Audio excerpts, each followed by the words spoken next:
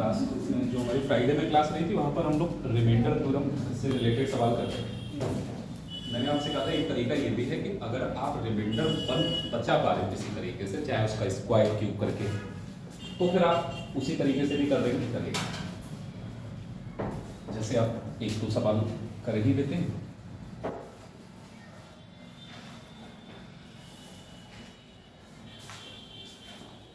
Seven की power 100 और अगर आपसे कोई कहे इसको 25 से डिवाइड करिए और आप बताइए इसमें रिमाइंडर क्या आएगा।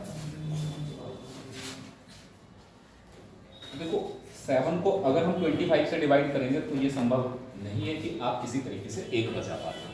साथ में क्या 25 का डिवाइड लगा सकते हैं? 7 तो छोटा है ना 25 से, तो डिवाइड ही नहीं जाएगा। डिवाइड नहीं जाएगा तो 7 ही रिमाइंडर मान सकते हो आप, और नेगेटिव में जाएंगे तो -18 आ जाएगा। तो वो दोनों चीजें संभव नहीं है, ना तो आप 7 की बड़ी पावर निकाल पाओगे ना 18। तो आप सोचो 7 का स्क्वायर कितना होता है?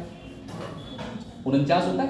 तो आप इसको 7 का स्क्वायर बना लो। जब आप इसको स्क्वायर बनाएंगे तो 2 अंदर आ जाएगा और इसको 2 से डिवाइड कर देंगे, यानी बाहर कितना रहेगा? 50। अभी भी नीचे तो 25 ही होगा। आप 7 के स्क्वायर को 49 तो लिख ही सकते हैं, इसकी पावर हमारी 50 है। अब आपके लिए आसान हो गया, क्योंकि 25 से अगर आप 49 में डिवाइड करेंगे तो रिमाइंडर 1 बचा पाएंगे। 25 का डबल कितना होता है? 50। और ये नंबर तो 1 कम है, इसका मतलब रिमाइंडर आएगा माइनस में कितना? 1 आएगा। पावर हमारी कितनी है? 50 है, और -1 की पावर अगर आप 50 करेंगे तो फाइनली रिमाइंडर कितना आएगा? तो 1 बनाना पड़ता है स्क्वायर क्यूब करके। और ऐसा भी नहीं है कि हर सवाल में 1 बन जाए, कभी कभी ऐसी सिचुएशन आएगी स्क्वायर क्यूब करने पर भी 1 नहीं बन पाता। अब थोड़ी सी चीजें और समझ लो, जब इतना हम लोग कर चुके हैं, आप एक नंबर लिखो 3 की पावर 100। इसको अगर हम 7 से डिवाइड कर रहे हैं तो आप मुझे बताइए रिमाइंडर क्या है?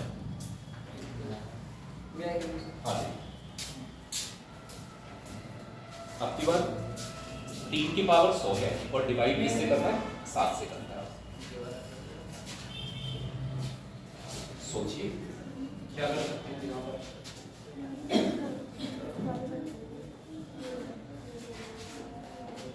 ये सोचो कि 3 के आसपास स्क्वायर क्यूब करने पर 7 से डिवाइड करने पर 1 बचेगा कब? अच्छा 3 का स्क्वायर कितना होगा? 9। तो 9 की अगर हम बात करें तो 9 में अगर हम 7 का डिवाइड करेंगे तो 2 बचेगा, 1 तो नहीं बच रहा है ना। अगर हम 3 का क्यूब करें तो 27 के आसपास, 27 से या तो एक बड़ी संख्या या 27 से एक छोटी संख्या अगर 7 से घटेगी तभी 1 बचेगा। अब 27 से 1 बढ़ा लीजिए तो 28 हो जाएगा। 28 तो बढ़ जाएगा ना 7 से, तो हम इसको 3 का क्यूब कर सकते हैं। मतलब हमको यहाँ पर 3 की पावर कितनी करनी पड़ेगी? 3। अब आपके सामने समस्या ये है कि बाहर कितना है? 100। क्या 100 हमारा 3 से पूरा डिवाइड हो जाएगा? होगा ही। यहाँ तो हमने 2 अंदर लिया था तो 2 से डिवाइड हो गया 100 और हमने सीधे सीधे 50 लिख दिया। आप इसको 3 से डिवाइड करिए, क्या आएगा? 3 का 3 बार 9, 1 और 0 3 का 3 बार, यानी कितना बार लगा सकते हैं? 33। और 33 बार लगाने के बाद भी क्या ये 100 अभी है? 33 × 3 तो 99 ही हो, और यहाँ पावर है कितनी? 100। तो जितना कम पड़ेगा, जैसे आपने क्या किया कि हमें अंदर 3 चाहिए था और हमने इसको डिवाइड किया तो 33 लग रहा है, 1 बचा। कितना बचा? 1 बचा। तो जो बेस है 3 है बेस, इसकी पावर कितनी बची? अगर 2 रिमाइंडर बच रहा होता, जैसे मान लो हम डिवाइड करते अंदर 3 लेके यहाँ पे 2 बच जाता किसी तरह से, तो हम 3 की पावर 2 साइड में लिखते, क्योंकि हमें पूरा ये 100 चाहिए। अब देखो 33 × 3 कितना होता है? 99, 99 तो यही है, और 3 की पावर यही है। तो आपको पता है 99 और 1 मिला देंगे तो टोटल कितना हो जाएगा? 100 हो जाएगा। तो जितना बचेगा उसको साइड में मल्टीप्लाई करके लिखना होगा। जिस नंबर के ऊपर ये पावर लगी है वही नंबर बचेगा। अगर 1 बचा है तो 1 लिखना है। अब अगर ऐसे करके भी आपको लग रहा है कि हम कंफ्यूज हो जाएंगे, तो जितना अंदर कॉमन ले रहे हो आप यही तो करते हो। 3 से हम क्या करेंगे? 100 को डिवाइड, 3 × 9, जो भी आपका प्रोसेस है डिवाइड करने वाला वैसे ही आप कर लो। आप 3 कॉमन लेंगे तो बाहर कितना आएगा? 3। लेकिन फिर भी 1 बार बचा है, और 1 बार बचने का मतलब ये है कि ये जो 3 है इसको 1 बार और लिखना पड़ेगा। अगर 2 बचता तो 2 बार लिखते मल्टीप्लाई में, 3 बचता तो 3 बार लिखना होते। डिवाइड हमको 7 से करना था, कोई दिक्कत वाली बात नहीं, ये हमने सही की। 3 का बेटा क्यूब अगर आप करेंगे तो 27 लिख सकते हैं, और इसकी पावर कितनी लिखनी? इंटू में 3 है, कोई दिक्कत वाली बात नहीं। आप इसको 7 से डिवाइड कर रहे हैं। अब आप इसको सॉल्व कर लो, इस लाइन में आपका आंसर आ जाएगा। पहले आप 7 से जरा 27 को डिवाइड करके ये देखो रिमाइंडर बचेगा कितना, प्लस में या माइनस में 1। 7 से 28 कट जाता है तो 1 कम है तो -1 बचेगा, तो यहाँ पर हम -1 लिख सकते हैं। लेकिन -1 के ऊपर पावर क्या लगेगी, 33 है तो 33 ही लगानी होगी, 33 लगानी होगी यहाँ पर पावर। मल्टीप्लाई में ये 3 भी है, इसको मत भूलना। क्या 7 से 3 में डिवाइड हो जाएगा, 7 से 3 में डिवाइड नहीं होता है, तो इसका मतलब सीधा सीधा सा हमें इस 3 में डिवाइड नहीं हो रहा तो नहीं 3 कर लेंगे। आप मुझे एक बात बता सकते हैं क्या कि -1 की पावर 33 है, ये या तो आएगा तो 1 या तो +1 या आप बताओ -1 की पावर 33 प्लस में 1 आना चाहिए माइनस में, क्योंकि पावर ऑड नंबर है। अगर पावर ऑड नंबर है तो माइनस में 1 आएगा और पावर इवन नंबर है तो माइनस से प्लस हो जाएगा। तो पावर एक ऑड नंबर है इसीलिए ये वाला आएगा किसमें, माइनस में 1 आएगा। और इंटू 3 कर देंगे तो 3 इंटू 1 तो 3 ही रहेगा, लेकिन किसमें आएगा ये माइनस में। आपका रिमाइंडर कभी भी नहीं होगा, आपके ऑप्शन में जो होंगे वो पॉजिटिव रिमाइंडर होंगे। और मैं आपको ये बात बता चुका हूं कि जब आपका रिमाइंडर माइनस में आ जाए तो आप उसमें क्या करते हैं, जिस नंबर से डिवाइड करते हैं उसको प्लस कर देते हैं, 7 प्लस कर देंगे इसमें, तो आपका पॉजिटिव रिमाइंडर कितना बनेगा 4। और 4 ही सवाल का आंसर है।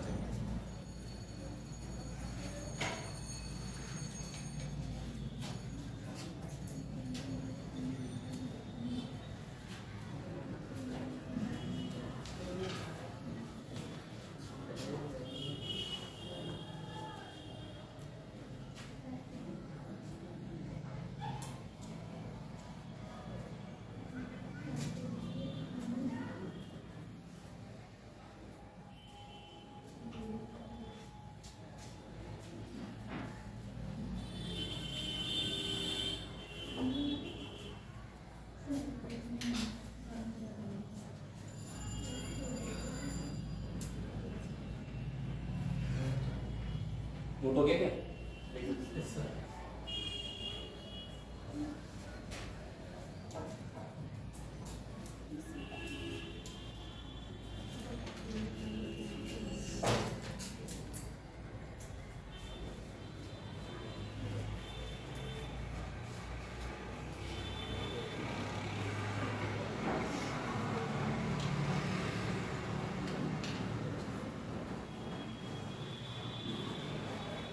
एक और क्वेश्चन हम लोग करेंगे इस तरीके का, क्यों रह गया था क्या?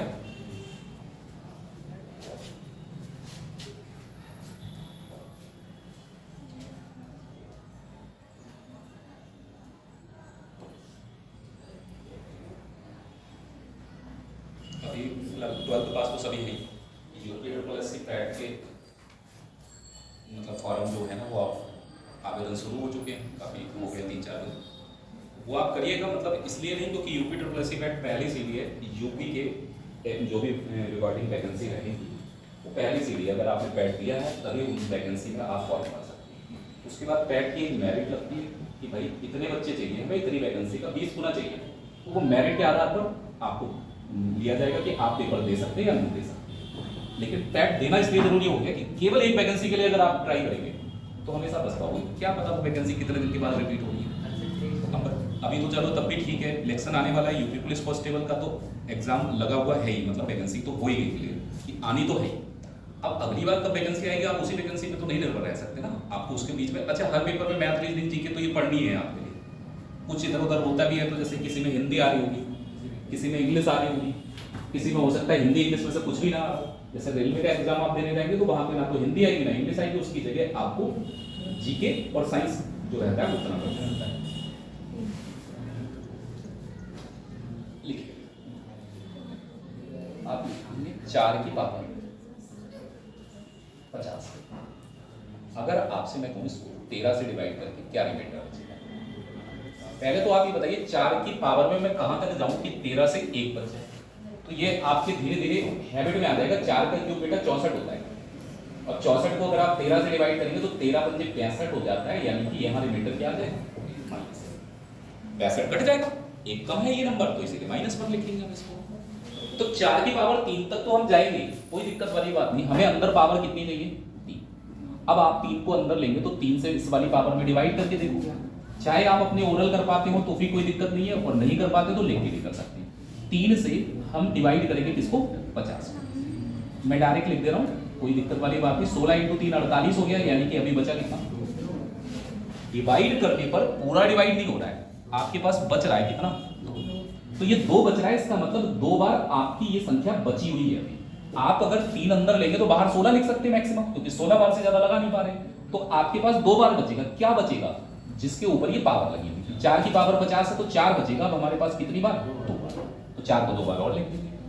अगर 3 बचता वहां पर रिमाइंडर तो 3 बार लिख देते, 4 बचता तो 4 बार। अब इस नंबर को हमें 13 से डिवाइड करके देखना है। क्या मैं 4 की पावर 3 को तो 64 ही लिख लूंगा, और पावर में 16 है तो 16 लिख देंगे।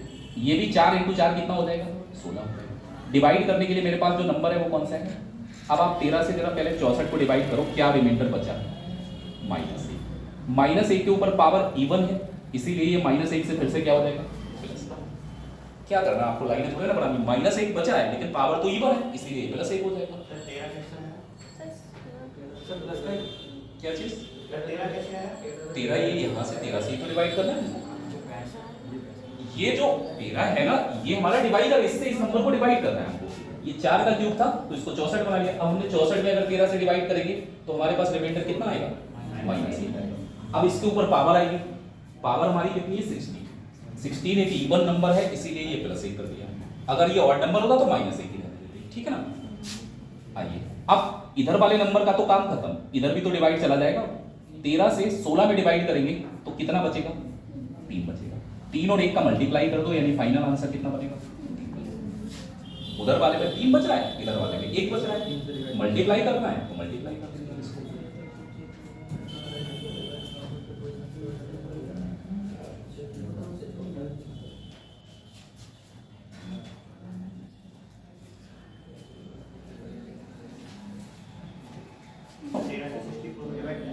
हाँ 13 से 64 को डिवाइड, पावर को नहीं डिवाइड करते हम, बेस को डिवाइड करते हैं।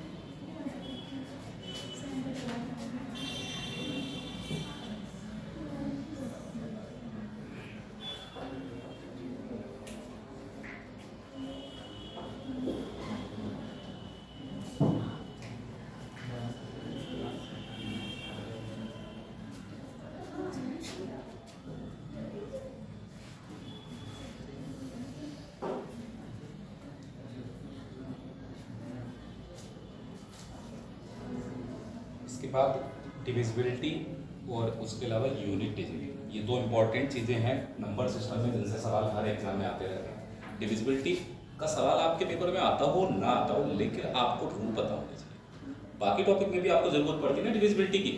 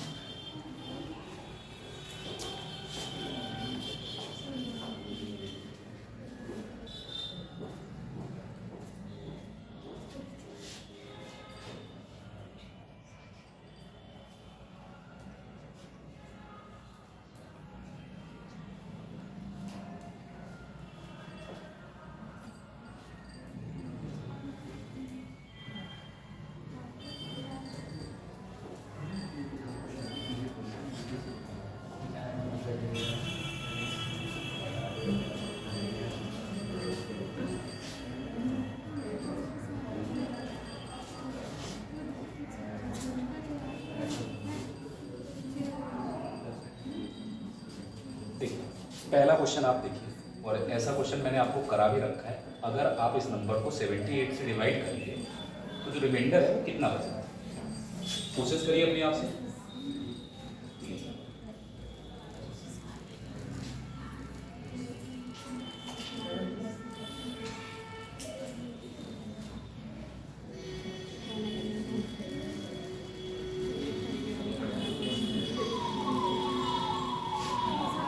कितना आएगा?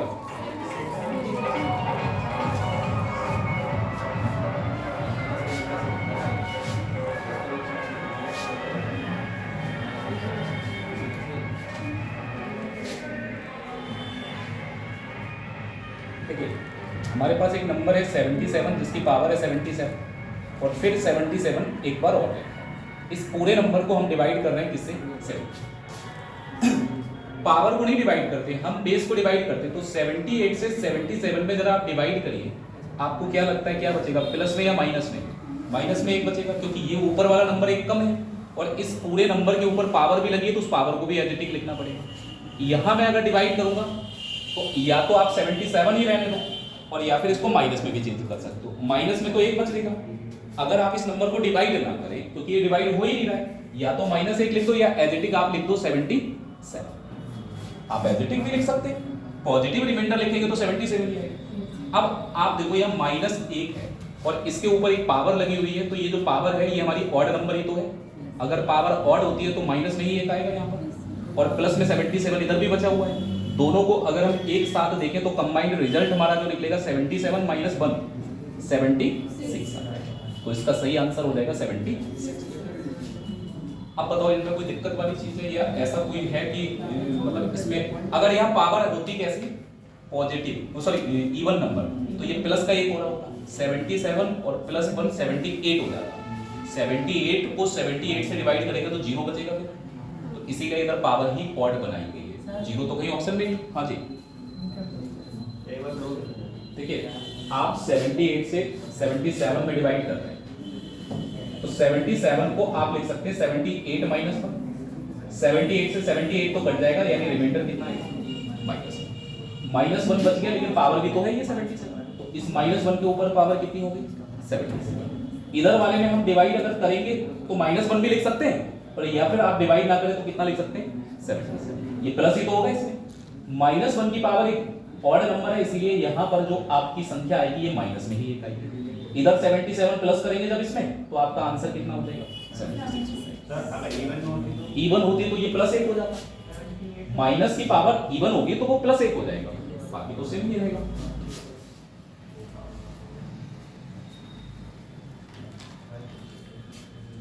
ये डिवाइड इसमें लिख देंगे 77 में 78 को, तो दोनों तरफ -1 आ जाएगा, यही तो है।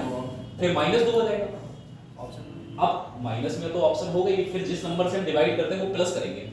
78 प्लस करेंगे तो लास्ट में जाके आपका आंसर वही बनेगा 76। जिस नंबर से डिवाइड कर रहे हैं उसको प्लस भी तो करेंगे फिर। अगर माइनस में तो ऑप्शन हो गई थी आपके पास। ऐसा नहीं है कि आप माइनस में बदलेंगे तो आंसर नहीं आएगा, फिर आपको ये प्लस करना होगा लास्ट में।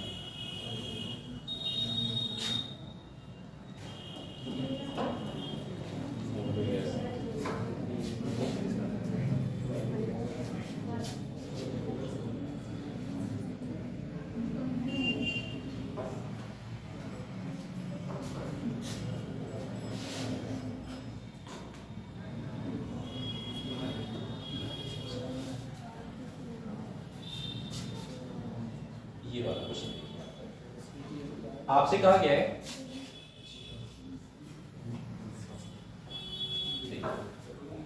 एक भाग का प्रश्न है। भाग आप जानते हैं, डिवाइड करने का प्रोसेस। उस पे आपसे कहा गया भाजक, भाजक जो होता है उसको हम बोलते हैं डिवाइडर। भागफल का 4 गुना है। भागफल किसको बोलते हैं? क्वेश्चन को बोलते हैं इंग्लिश में, अगर आप पढ़ना चाहते हैं। यदि शेषफल, शेषफल तो आप जानते हैं रिमाइंडर को बोलते हैं। शेषफल दे रखा है कितना? 30। तो आपसे कह रहा है ये बताइए भाज्य कितना होगा? भाज्य बोलते हैं डिविडेंड। अब इसमें एक होता क्या, भाग का एक प्रोसेस होता है जिसमें हम एक नंबर को डिवाइड करते हैं किसी न किसी नंबर से। तो जो यहाँ पर नंबर होता है इसको हम लोग बोलते हैं डिविडेंड, और जिससे डिवाइड करते हैं इसको बोलते हैं डिवाइजर। अगर आप हिंदी में लिखना चाहें तो डिवाइजर को हिंदी में बोलते हैं भाजक, और जो डिविडेंड है इसी को हम लोग बोलते हैं भाज्य। जो आप भाग करते हैं, भाग करके जो यहां पर आ रहा होता है, इसको हम या तो आप भागफल कह सकते हैं हिंदी में, और या फिर आप इसको इंग्लिश में कह सकते हैं क्वेश्चन।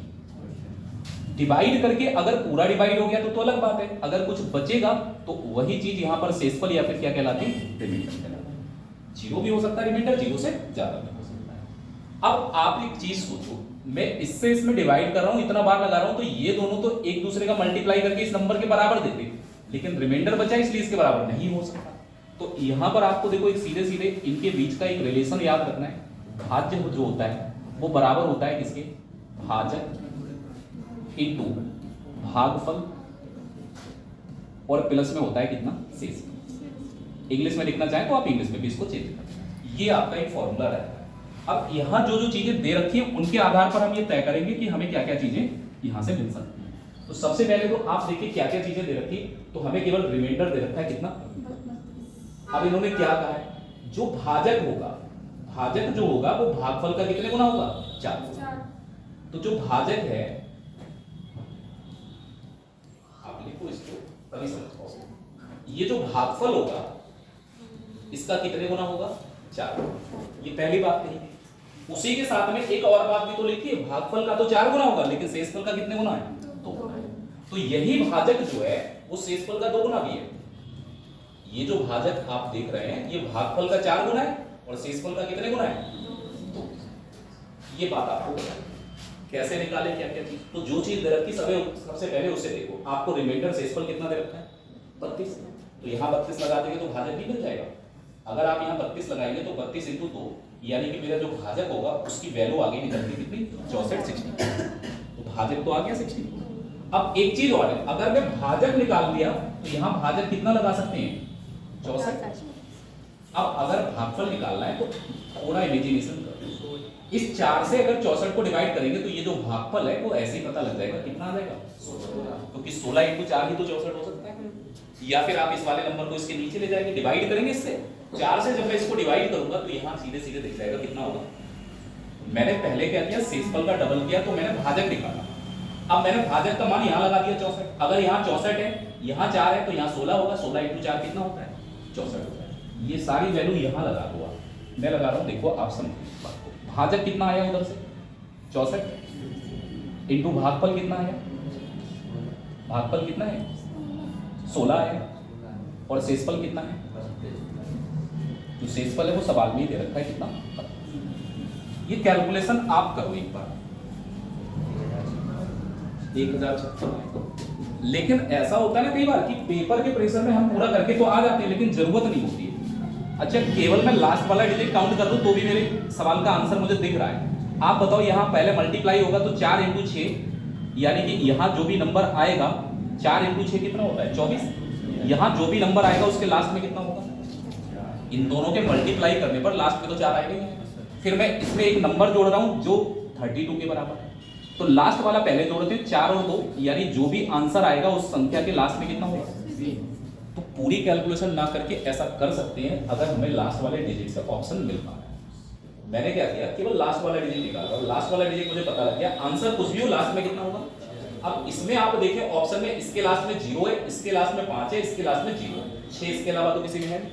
तो पूरा कैलकुलेशन करने की जरूरत, हालांकि ये बड़ा नंबर नहीं था क्योंकि 16 से मल्टीप्लाई करना कोई बड़ा काम तो नहीं है, लेकिन यहाँ पर कल को कोई बहुत बड़ा नंबर लिखा हो, यहाँ 76 हो, टेबल तो आती नहीं 76 की किसी को, हमें पूरा करना होगा।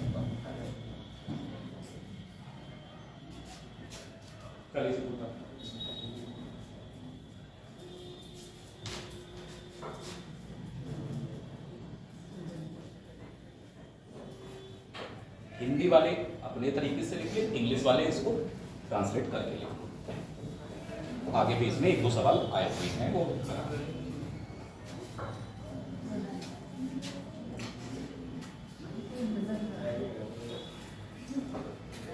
देखो, ऐसे सवाल में आपको 2 स्टेटमेंट दे रखे होंगे, जैसे भाजक के 2 स्टेटमेंट है कि ये भागफल का तो 4 गुना है और शेषफल का कितने गुना है, 2 गुना।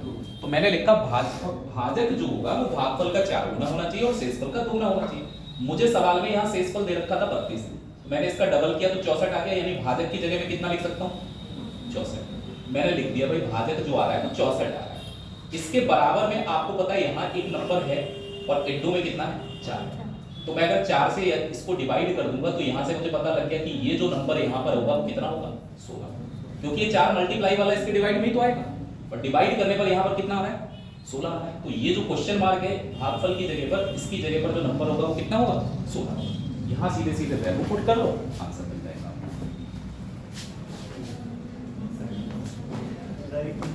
जी अच्छा, नोट कर रहे हैं?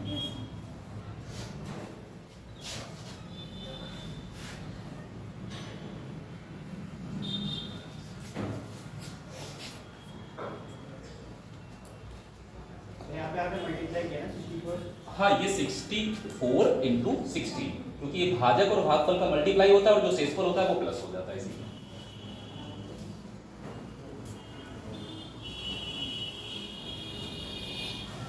अगर आप में से कोई वास्तव में एसएससी की परीक्षा के लिए तैयारी कर रहा है तो आपको ये बात, जो नया पैटर्न आया है एसएससी का, वहां पर क्या है सेक्शनल टाइमर लग रहा है। सेक्शनल टाइमर का मतलब 1 घंटे का पेपर होता है जिसमें 100 क्वेश्चन आते हैं, 25 मैथ के, 25 रीजनिंग के, 25 जीके के और 25 इंग्लिश के।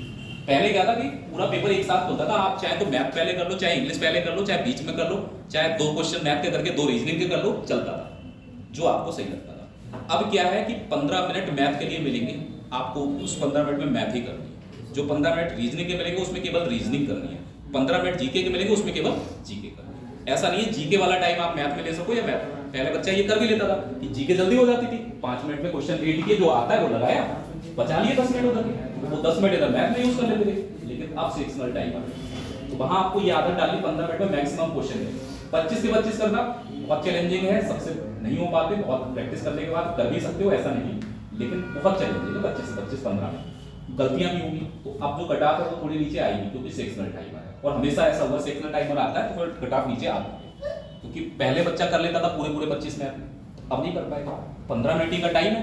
अच्छा ये भी था पहले कि चलो जो 25 क्वेश्चन में आपको 20-22 आते हैं वो कर लिए, 3 छोड़ दिए, लास्ट में टाइम बचता था वो 3 कर लेता था बच्चा। अब लास्ट में टाइम बचेगा तो फिर आप मैथ बोलना बोल पाओगे, उसमें मैथ वाला सवाल ही नहीं बोलेगा। ये भी देखो मैंने आपको ऐसे सवाल भी कराए हुए हैं, दिख रहा है ना क्लियर? थोड़ा पीपीटी बनाने में गड़बड़ हो जाता है कभी कभी। आगे से देखो, आपसे कहा गया कोई धनपूर्णांक है n जिसको 7 से डिवाइड करने पर रिमाइंडर के रूप में 2 प्राप्त होता है, तो निम्नलिखित में से 7 से कौन सी संख्या शेषफल के रूप में 0 हो सकता है? इसके बाद का सवाल सीधे करेंगे। आप पहले तो समझो, मैंने जो सवाल कराए वो ऐसे नहीं थे, थोड़ा सा आपको यहाँ लैंग्वेज चेंज देखिए। आपने कहा कि n एक नंबर है जिसको आप अगर 7 से डिवाइड करते हैं, तो आपने ये कहा कि 7 से डिवाइड करके जो मुझे रिमाइंडर मिल रहा है वो कितना मिल रहा है? 2 मिल रहा है। तो बताओ ये जो n है ये कोई नंबर तो होगा ही होगा, 2 बचा हुआ है। मैं कई तरीके से आपको ये सवाल बता सकता हूँ। देखो 2 बचने का मतलब क्या है? 7 से डिवाइड करके रिमाइंडर कितना बच रहा है? 2 बच रहा है। मैं आपको उस दिन भी बताया था और फिर से मैं वही बात बताऊंगा, 2 बचने का मतलब ये है कि 2 ज्यादा है। कितना ज्यादा है इसमें? 2 ज्यादा है। या तो इस नंबर में से ये 2 क्या कर दो? माइनस कर दो, तब कट जाएगा 7 से। रिमाइंडर मैंने आपसे कहा पॉजिटिव नेगेटिव इस बात को बताता है, पॉजिटिव रिमाइंडर इसका मतलब इतना ज्यादा है, नेगेटिव रिमाइंडर इसका मतलब इतना कम है। अब पॉजिटिव रिमाइंडर 2 है इसका मतलब इतना एक्स्ट्रा है आपके पास। अगर आप चाहते हो पूरा डिवाइड हो जाए तो पूरा डिवाइड करने के लिए जितना एक्स्ट्रा है वो आप माइनस कर दो, या तो ये नंबर क्या हो जाए n माइनस। आप सोच के देखो 7 से कोई ऐसा नंबर जिसमें 2 बचता हो। 9 सोच रहे, 9 में 7 से डिवाइड करने पर 2 बचेगा, बचेगा नहीं बचेगा? तो अगर आप 7 से डिवाइड करेंगे तो फिर 9 में से जो 2 बच रहा था वो माइनस कर दो, 9 माइनस 2 फिर से 7 हो जाएगा, फिर तो कटेगा 7 से। तो पहली बात तो ये कि पॉजिटिव रिमाइंडर जितना हो वो माइनस कर दो। पॉजिटिव रिमाइंडर कितना है यहाँ? इस नंबर में से ये बचा हुआ 2 माइनस कर देंगे तो ये नंबर 7 से पूरा पूरा। अच्छा आप बताओ नेगेटिव रिमाइंडर कितना होगा अगर 7 से पॉजिटिव 2 है? नेगेटिव रिमाइंडर कितना होगा? मैं आपको उस दिन बताया था कि ये बात याद रख लेना, पॉजिटिव रिमाइंडर और नेगेटिव रिमाइंडर दोनों का सम उतना ही होगा जिनसे आप डिवाइड कर रहे हैं। तो 7 से डिवाइड कर रहे हैं, 2 तो बच ही रहा है पॉजिटिव में, 7 में से 2 घटा लो, यानी नेगेटिव रिमाइंडर क्या होगा? -5। जितना ज्यादा है या तो वो माइनस करो या जितना कम है वो प्लस करो। दोनों केस में संख्या कट सकती है 7 से। जितना ज्यादा है वो प्लस माइनस कर दोगे तब भी कट गया। हमने कहा 2 आ रहा है यहाँ पर प्लस में, 2 माइनस करके भी कट जाएगी संख्या। यहाँ माइनस में कितना बच रहा है, तो या तो ये 5 जोड़ दो। तो दो संख्याएं ऐसी हो सकती, एक तो n-2 कट सकता है और दूसरा n प्लस, अब आप देख लो n+5 है, n-2 नहीं है, तो आंसर कौन सा हो जाएगा, n+5। मैं देखो फिर से बता दे रहा हूँ, उस दिन भी मैंने आपको ये पूरी कहानी बताई थी। मैं कोई नंबर ऐसा ले रहा हूँ जिसमें 2 बच जाए, जैसे 16 लिया मैंने, तो 7 दूनी 14, कितना बचा भाई, 2। अब अगर मैं चाहता हूं ये नंबर 7 से कट जाए, तो या तो मैं 2 क्या कर दूं, माइनस कर दूं, यानी कि सब्ट्रैक्ट कर दूं। 2 सब्ट्रैक्ट करने पर तो ये नंबर कट जाएगा क्योंकि 2 बच रहा है। अब अगर मैं यहां पर एक बार एक्स्ट्रा लगाऊंगा तो 7 × 21, कितना कम पड़ा, 5। -5 है, इसका मतलब या तो मैं ये 5 जोड़ूं इसमें और या फिर ये 2 क्या करूं, माइनस करूं। लेकिन आपको तो आंसर वेरिएबल में देना है, n के फॉर्मेट में देना है, तो इसलिए आप ऐसे सीखें इस चीज को। n से 7 को डिवाइड करके आपने कहा रिमाइंडर 2 बच रहा है। अगर रिमाइंडर 2 बच रहा है, देखो प्लस वाला रिमाइंडर या तो माइनस कर दो या माइनस वाला रिमाइंडर क्या कर दो, इसमें प्लस कर दो। प्लस में 2 बच रहा है, या तो 2 माइनस करो इस n में से, और माइनस में 5 बच रहा है, या तो n में 5 क्या करो, प्लस करो। अब n-2 तो किसी ऑप्शन में है नहीं हमारे पास, n+5 है, तो जो नंबर कटेगा वो कौन सा कटेगा, n+। दूसरा तरीका आप ये भी सोच सकते हैं, जब आपको लगे कि आपके कॉन्सेप्ट उतने क्लियर नहीं है, तो आप इमेजिन किया करो चीजों को। ये सवाल अगर आपने कभी नहीं पढ़े होते तब भी सही होता है। n कोई नंबर है जिसको 7 से डिवाइड करके कितना बच रहा है, आप कोई नंबर सोच के बताओ मुझे कि जिसको 7 से मैं डिवाइड करूं और 2 बच रहा है, बताइए जरा। 7 से डिवाइड करने पर 2 बचने वाला कोई नंबर आप मुझे बता दो, अपनी इमेजिनेशन। हाँ 23 भी आप ले सकते हो, कोई दिक्कत नहीं। चलो इनने 23 बता दिया, जो आ जाए दिमाग में। आपके दिमाग में अगर 23 आ गया तो 23 मान लो, अगर उससे पहले कोई आ जाए तो भी चलेगा, 9 भी मान सकते हो, 9 में भी तो 2 ही बच रहा है। अब आपने n जो नंबर माना वो कितना माना, अब 7 से भाग करो, 7 × 21, कितना बचेगा। अब आपसे कह रहा है बताओ किस संख्या को 7 से डिवाइड करने पर शेषफल कितना बचे। शेषफल 0 कब बचता है, जब संख्या पूरी डिवाइड हो जाए। संख्या पूरी डिवाइड होगी तभी तो 0 बचेगा। आप इस 23 को यहाँ n की जगह लगा के तो देखो, अगर मैंने यहाँ 23 लगाया तो 23 और +2 ये नंबर मेरा बनेगा कितना, 25। अगर बेटा इसको 7 से आप डिवाइड करेंगे तो क्या कटेगा पूरा, नहीं कटेगा। हमें रिमाइंडर कितना चाहिए, जब ये पूरा डिवाइड नहीं होगा तो रिमाइंडर 0 नहीं बच रहा है, इसका मतलब ये वाला ऑप्शन गलत। यहां लगाइए 23, अगर मैंने यहाँ 23 लगाया +5 करेंगे तो ये 28 नहीं बन जाएगा, और 28 को अगर मैं 7 से डिवाइड करूंगा तो पूरा डिवाइड हो रहा है, और पूरा डिवाइड हो रहा है इसका मतलब रिमाइंडर क्या होगा। आप वैल्यू पुट करके भी लगा सकते हो, मतलब सवाल अगर जैसे कॉन्सेप्ट नहीं उतने क्लियर है तो आप वैल्यू लगा के कर सकते हो इस सवाल। जल्दी से आप नोट करिए।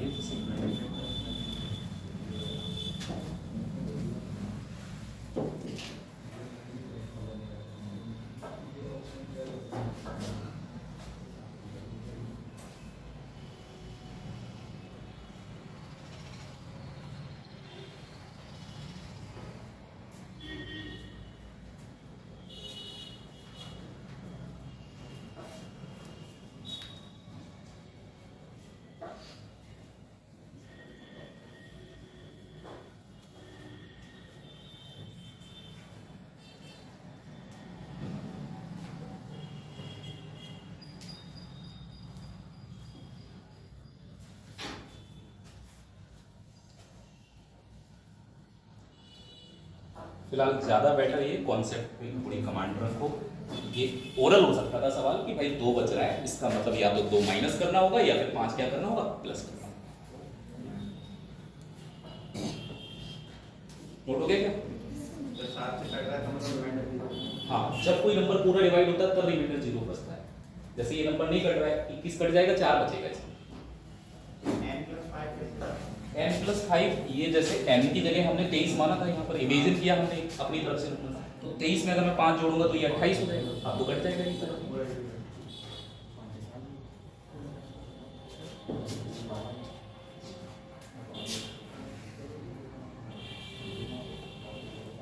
ये साइड मुझे लगा सेम सवाल है क्या, सेम है ना ये, गलती से 2 बार।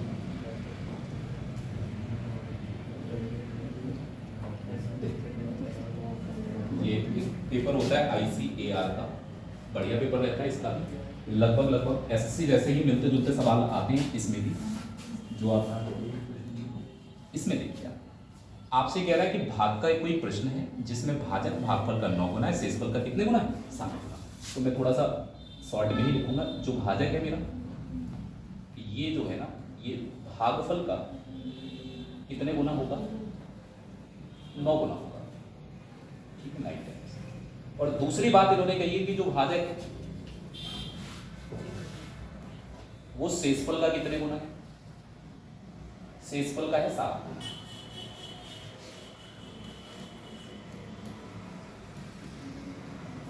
ठीक है, शेषफल का कितने गुना है, 7। अब मुझे कोई एक ही चीज दी जाएगी, जैसे मुझे यहां पर दे रखा है कि शेषफल कितना है, 45। तो मैं यहां शेषफल की जगह अगर 45 लगाऊंगा तो मुझे ये पता लग जाएगा कि ये भाजक मेरा है कितना।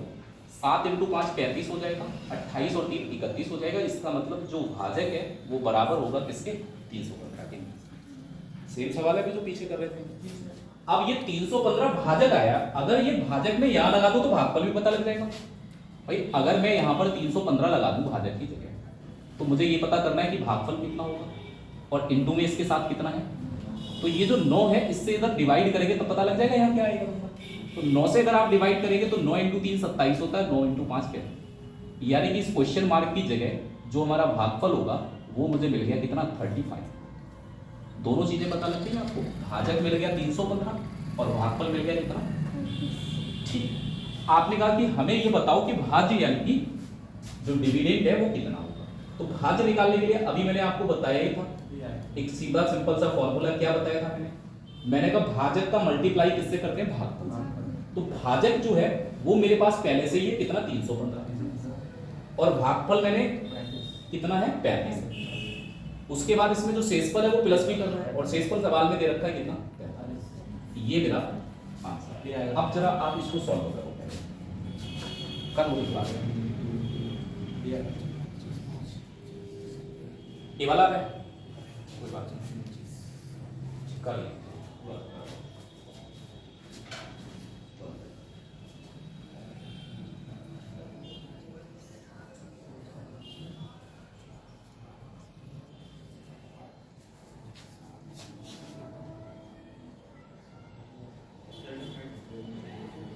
पहले ही बता रहा है ऑप्शन ए,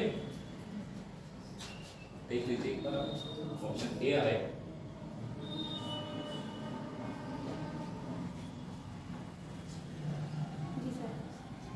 ये वाला है। कुछ चीजें जो मुझे आपको जैसे लास्ट डिजिट नहीं निकाल सकते क्योंकि सबके लास्ट में 0 ही आ रहा है, तो लास्ट डिजिट से काम करने वाला नहीं है। मैं पता क्यों कहता हूँ, कैलकुलेशन को अवॉइड करो, कोशिश करो आंसर निकल आए, कैलकुलेशन ना करो। आप जब पेपर में बैठे होते हैं ना तो इतना प्रेशर होता है, कैलकुलेशन सही होना बड़ा मुश्किल काम है कि आप हो सकता है गलती कराओ पेपर में कैलकुलेशन। तो कैलकुलेशन अवॉइड करोगे तो थोड़ा दिमाग फ्रेश रहता है, आपको लगता है बड़े आसानी से आंसर आ रहा है और वो कोशिश अपनी करते हैं। आंसर ठीक है आपका, अगर सॉल्व करके इतना आ रहा है तो वही आंसर होगा। मैं अगर मान लो कि ये मान के चलो कि मुझे ये कैलकुलेशन नहीं करनी, मैं चाहता हूँ केवल आंसर लगाना है, तो सबसे पहले तो देखो मैं ये देखूंगा कि ये जो नंबर है, आप रिमाइंडर तो निकालना भी सीख ही गए। 9 से डिवाइड करूंगा ये पूरा कट रहा है नंबर, और इसे 9 से डिवाइड करूंगा तो 5 3 8 और 1 ये भी पूरा कट रहा है, कट रहा है नहीं कट रहा है। जब पूरा डिवाइड होता है तो रिमाइंडर कितना बचता है, 0। और इधर प्लस में है, इधर भी कितना बचा है, 0। तो दोनों तरफ 0 बच रहा है, इसका मतलब मेरा आंसर वही है जिसको 9 से डिवाइड करके 0 बचे। 9 का डिविजिबिलिटी हम अभी पढ़ेंगे। 9 का डिविजिबिलिटी ये होता है कि संख्या का डिजिट सम कर लो, अगर वो 9 आ रहा है तो वो 9 से कटेगा, वरना। अब आप देखो इसको देखें, 5 और 4 9, ये तो कट गया, लेकिन 2 और 1 ये नहीं कटेगा। या फिर आप पूरा अगर ऐड भी कर लो तो भी चलेगा। देखो 5 4 9 और 3 12 आ रहा है, इसको अगर ऐड करेंगे तो कितना आ रहा है, क्या ये नंबर 9 से कटेगा? मैंने कहा इधर देख लेते हैं, 3 और 1 4, 3 7 और 1 8, इसको जोड़ने पर 8 आ रहा है, क्या ये 9 से कटेगा? ये दोनों नंबर 9 से कट रहे हैं, ये भी 9 से कट रहा है, ये भी 9 से कट रहा है। आप देखो ध्यान से, ये भी 9 से डिवाइड हो जाएगा और ये भी 9 से डिवाइड हो जाएगा। क्या और कोई तरीका हो सकता है? हो सकता है। मैं पता है ये आप धीरे धीरे सीखेंगे, एक दिन में कुछ नहीं होगा। जब आप मतलब अपना सिलेबस कंप्लीट हो, कई ऐसे सवाल गुजरेंगे सामने से, आ जाएगा। 7 से मैं डिवाइड करूं, ये वाला नंबर तो पूरा कट जाएगा, ये 7 से नहीं कटेगा। ये देखो ध्यान से, ये नंबर 7 से कट रहा है, नहीं कट रहा है? रिमाइंडर कितना आया? इधर 7 से मैं डिवाइड करूंगा तो 7 × 6 42, यानी रिमाइंडर कितना आएगा? इस वाले में 7 से डिवाइड करूंगा तो 0 आएगा और इस वाले में 7 से डिवाइड करूंगा तो कितना आएगा 3 आएगा। तो इसका मतलब मेरा आंसर वही होगा जिसको मैं 7 से डिवाइड करूं तो रिमाइंडर कितना आना चाहिए 3 आना चाहिए। मैंने कहा ठीक है चलो 7 से ट्राई कर लेते हैं।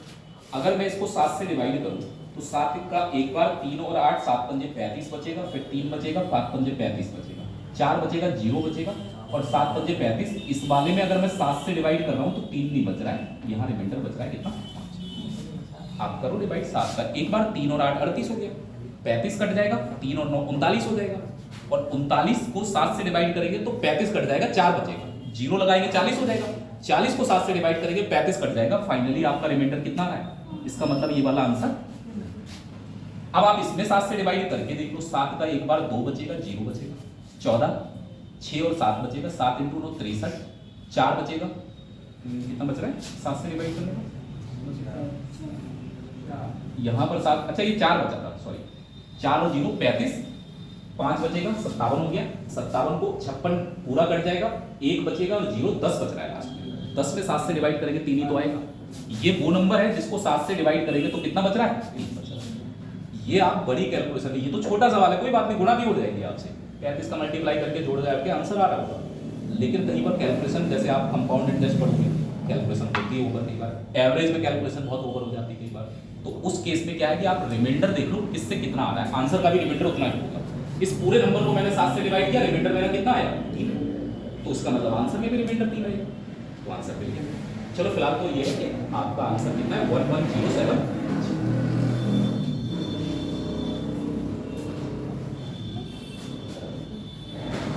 रिमाइंडर क्यूब का सवाल तो आता ही आता है, उसके अलावा आप उसका ये भी यूज कर सकते हैं, किसी सवाल की कैलकुलेशन ओवर लग रही है तो डिवाइड करके रिमाइंडर निकालें। अब जब अगर आपको रिमाइंडर मिल गया तो आंसर में भी वही रिमाइंडर आएगा, हो सकता है एक ही में वही रिमाइंडर मैच हो रहा है। और भी किसी नंबर से आप करेंगे तो भी चलेगा, ऐसा नहीं है कि सिर्फ यही है कि 7 से ही कर दिया। मैं तो देखता हूँ एक तरफ रिमाइंडर 0 हो जाए, मैंने इसीलिए इधर किया, मैंने कहा 7 से डिवाइड करूंगा इधर 0 हो जाएगा, इधर वाले में 3 बच रहा है, आसानी से रिमाइंडर आ रहा है। इसमें डिवाइड करने को तो मैं 11 से भी कर सकता हूँ, 11 से करोगे तब भी हो जाएगा। चलो इसको आप जरा नोट करो, फिर एक और बात करता हूं।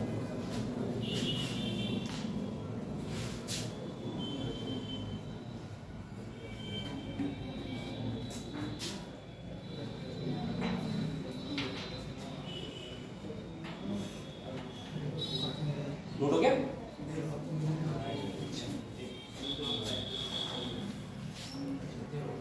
धीरे धीरे ये सारी चीजें आपकी हैबिट में ही आ जाएंगी। जब कभी किसी सवाल के लास्ट 2 डिजिट सेम ना, अभी तो लास्ट वाला डिजिट तो सब में 0, लास्ट का डिजिट तो सब में 0 आ रहा है।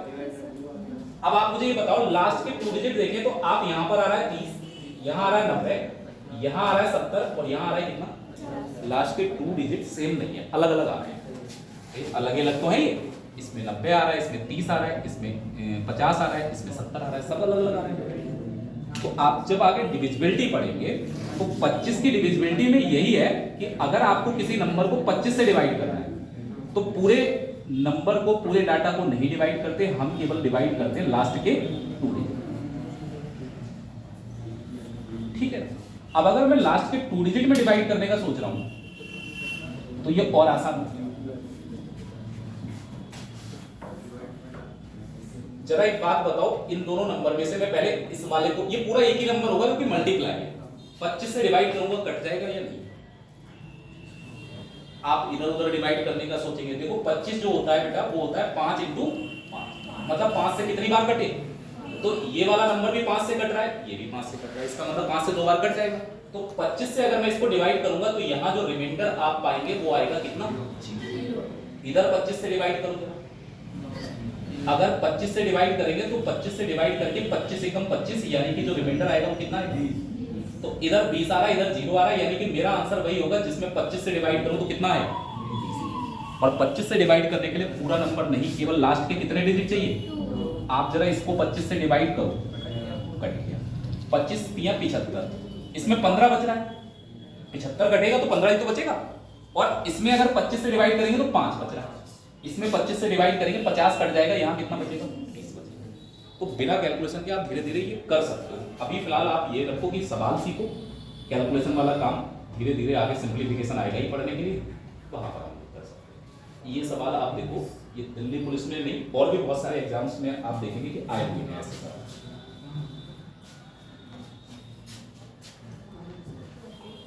सोचो जरा इसमें क्या करोगे।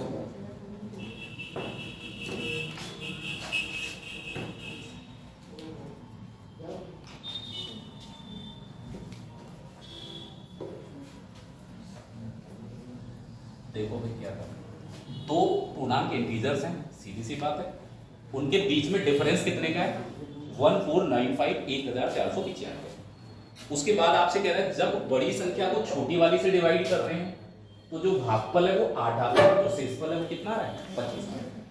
तो यहाँ पर दो नंबर ये आपस में एक दूसरे को डिवाइड कर रहे हैं, छोटे वाले नंबर से बड़े वाले नंबर को डिवाइड किया जा रहा है। और देखिए आपसे पूछा ये गया है कि बताओ दोनों संख्याओं का योगफल क्या है। बहुत आसान के लिए और बहुत मुश्किल के लिए सवाल। आपको मैं बताऊं कि ऐसे वाले केस में क्या करना होगा। ठीक है, एक बड़ी संख्या होगी हमारे पास और एक छोटी संख्या।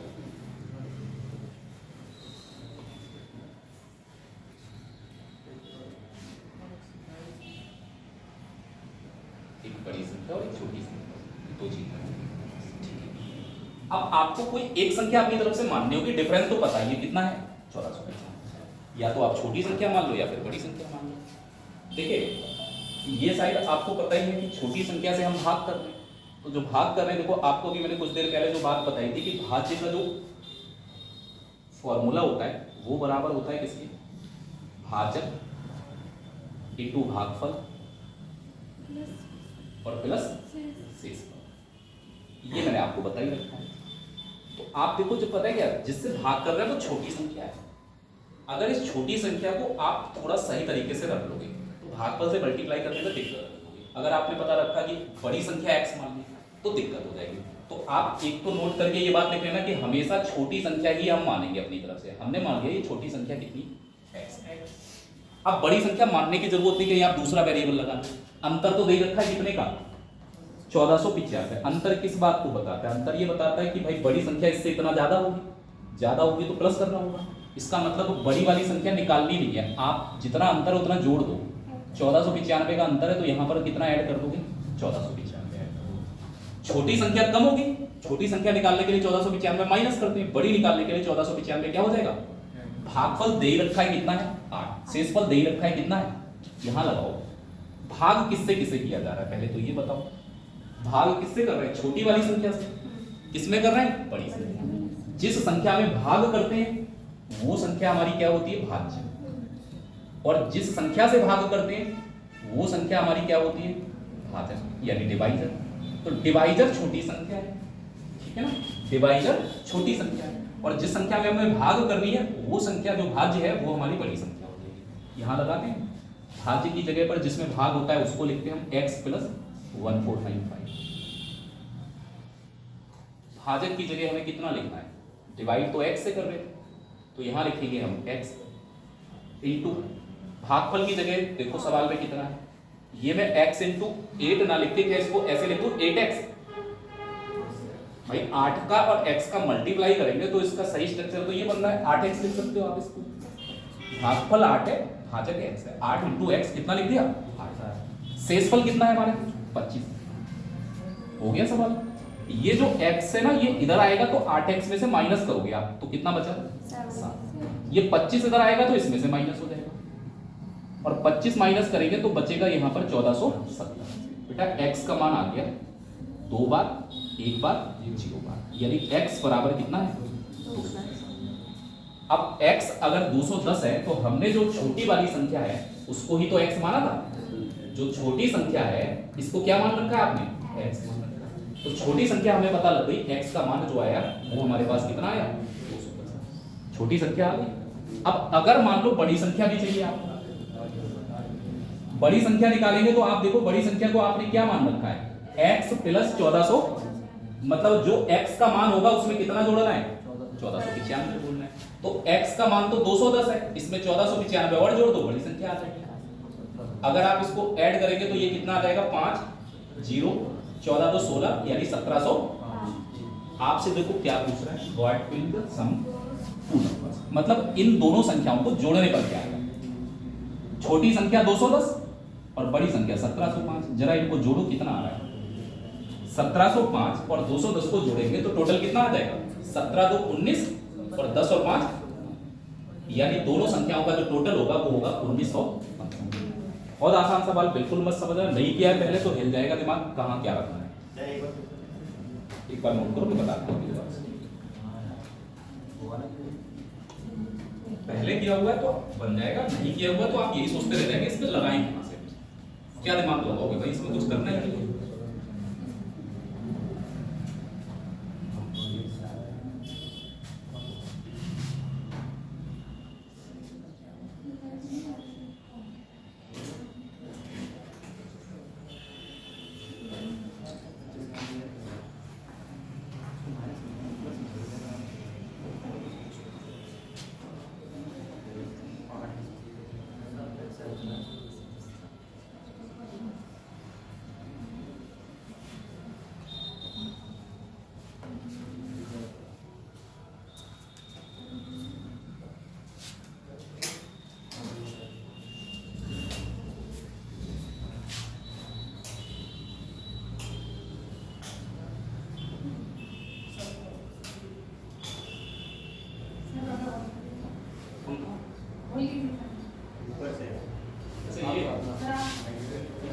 यहाँ से बोलना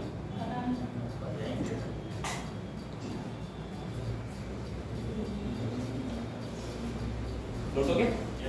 देखो एक बार दोबारा मैं समझा देता हूँ इसी सवाल को समझ के। देखो आप कह रहे हो कि दो पूर्णांक, दो संख्याएं ऐसी हैं जिनके बीच में जो डिफरेंस है वो कितने का है। आप देखो डिफरेंस तो बता ही रखा है, कितने का है? 1485। आप हमेशा छोटी वाली संख्या को x मान लेना। छोटी संख्या x मान के कैलकुलेशन कम होगी, बड़ी संख्या x मान के कैलकुलेशन थोड़ी ज्यादा होगी। तो छोटी संख्या अगर हम x मान लेंगे तो बड़ी संख्या जो होगी, बड़ी संख्या तो इससे ज्यादा ही होगी, और ज्यादा क्या अंतर दे रखा है, इतना ही ज्यादा हो सकता है।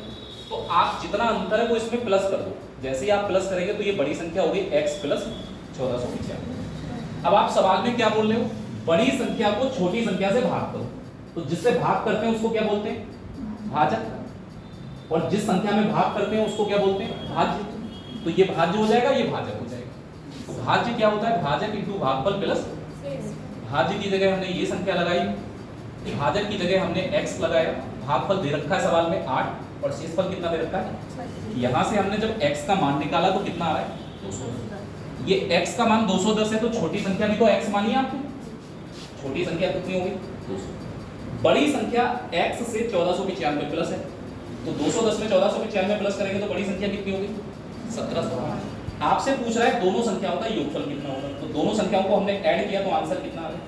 1915।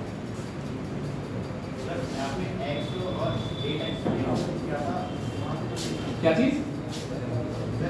x को अभी देखिए,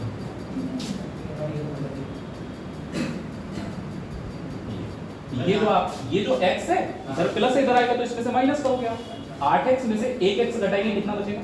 7। ये 25 इधर प्लस है तो इधर जाके माइनस होगा, तो 25 इसमें से घटाएंगे तो कितना बचेगा? 1400। फिर हमने इस 7 से इसको डिवाइड कर दिया। ये सेम सवाल है क्या? अंतर इतना है तो आपसे पूछ रहा है कि बताओ इनके अंकों का योगफल। सेम ही तो है सवाल, आप अपने आप से बनाने की कोशिश कर सकते हैं। चलेगी लाइट क्या?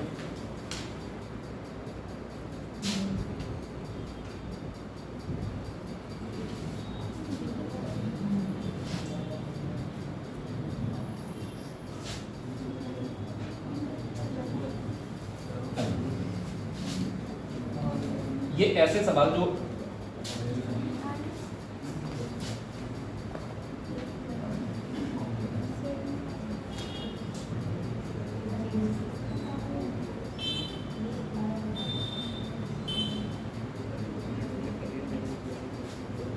देखिए, एक संख्या है जिसको 6519 से डिवाइड किया जा रहा है।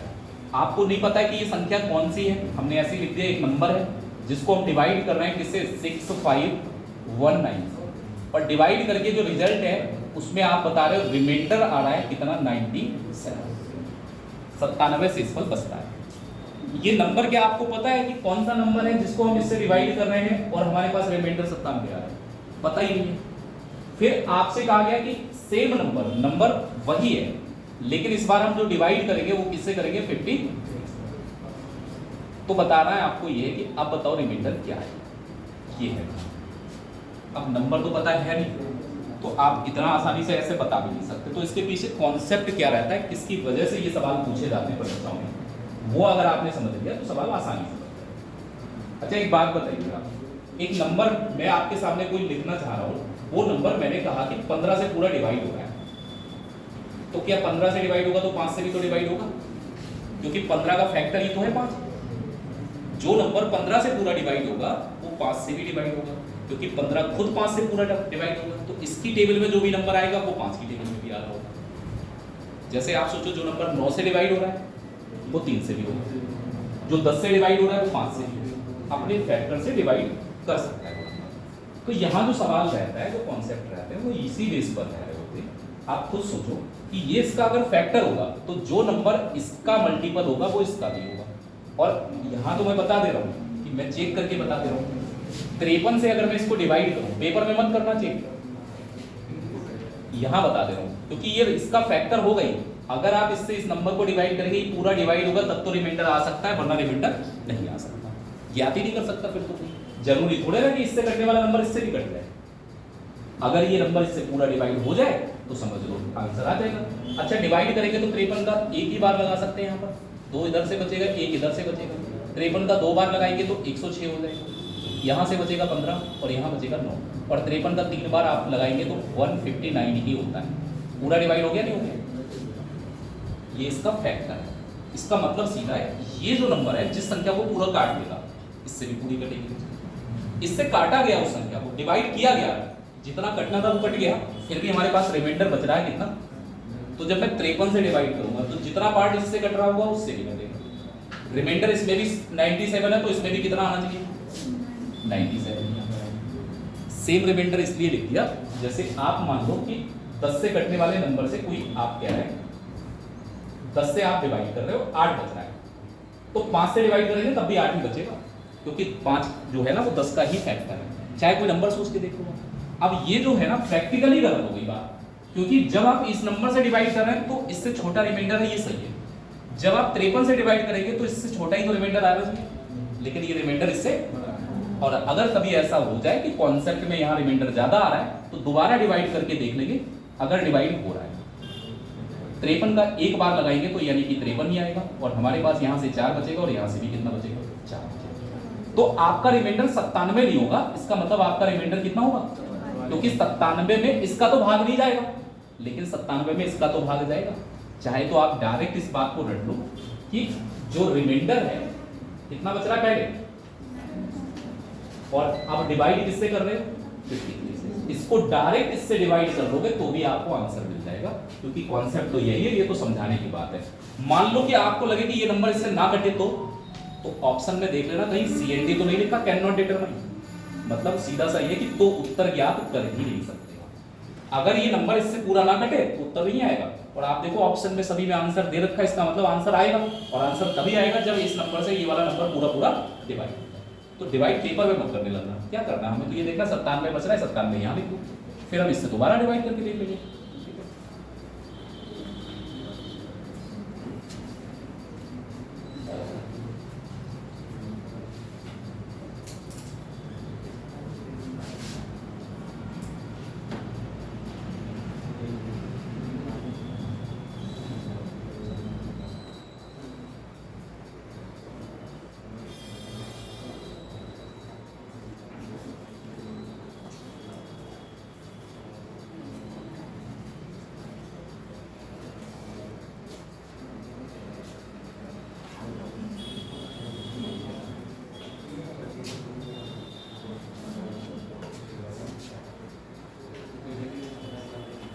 हो गया?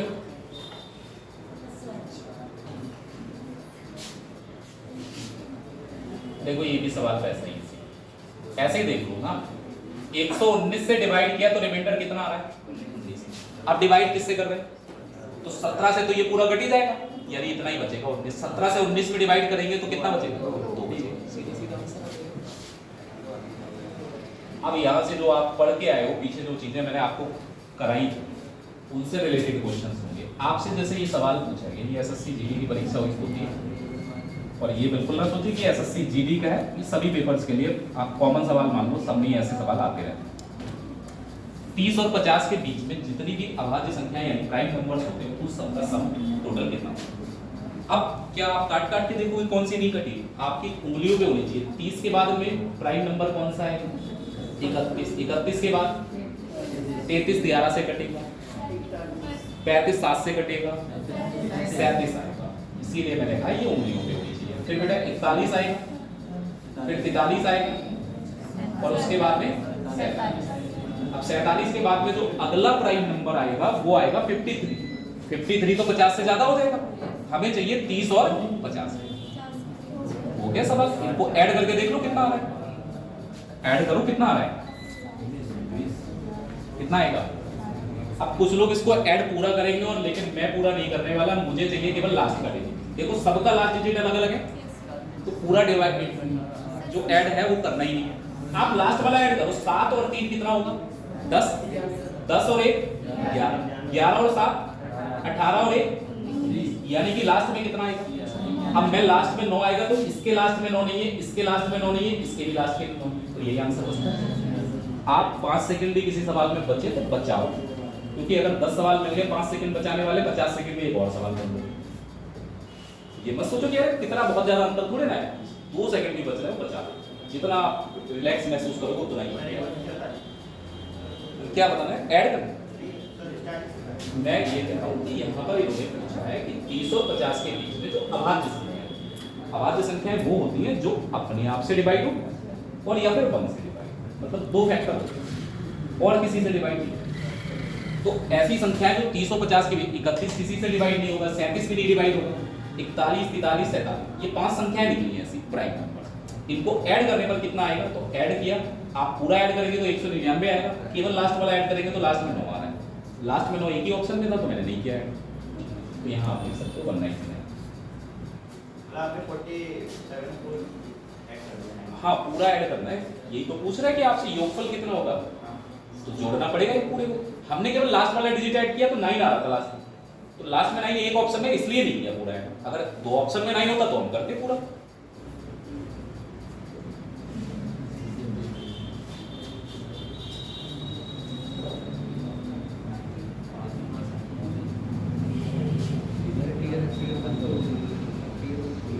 प्राइम नंबर्स तो 1 से 100 तक याद हो गए होंगे ना कि कौन कौन से नंबर ऐसे जो डिवाइड नहीं होते किसी से, तो उंगलियों पे ही होनी चाहिए, क्योंकि अगर काट पीट करके ही देखना है तो फिर कितना टाइम पेपर आपको देगा।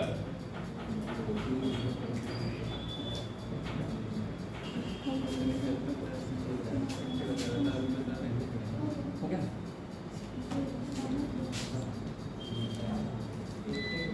देखिए ये आंसर कौन बताएगा जरा। 1 से 9 के बीच में कितनी अभाज्य संख्याएं होती हैं, 1 से 19 तक, सॉरी, मतलब कंपोजिट नंबर्स कितने। How many composite numbers are there from 1 to 90। अब आप देखो प्राइम नंबर नहीं है, कंपोजिट नंबर्स हैं, यानी कि भाज्य संख्या है। बताइए जरा 1 से 19 तक कितनी होती है। हाँ जी, मुझे तो अभी काउंट नहीं किया, फिलहाल देख लेते हैं। देखो 1 से 9 के बीच में भाज्य संख्याएं सबसे छोटी कौन सी होगी, सबसे छोटी भाज्य संख्या 4 होगी, 1 मत लगा रहे। सबसे छोटी भाज्य संख्या कौन सी है, 4 के बाद 6 कट जाएगा, 6 के बाद में हमारा 8 कटेगा, 8 के बाद 9 कट जाएगा, 3 से 10 कट जाएगा, 12 कट जाएगा, उसके बाद में 14 भी कट जाएगा, 15 भी कट जाएगा, 16 भी कट जाएगा, 17 नहीं कटता है किसी से, 18 कट जाएगा, 19 नहीं कटता। तो आपके कितने नंबर 1 2 3 4 5 6 7 8 9 10। अब ये पता है आपको मैं क्यों बता रहा हूँ कि आपको तो ये लगेगा ये सवाल बहुत सरल है, मैं करके ही रख जाऊंगा, और गलती हो जाती, एक कम एक ज्यादा गिन लिया तो गड़बड़ है। और जिसने 1 को ले लिया होगा तो वो 11 लगा के आ जाएगा। 1 आपका ना ही कंपोजिट नंबर है, ना ही प्राइम नंबर है, मतलब ना ही भाज्य है ना ही अभाज्य है, तो 1 को तो आप काउंट ही नहीं करेंगे इसमें। तो ये गड़बड़ हो जाती है, थोड़ी सी गलती, एक सवाल गलत करा देंगे हमसे।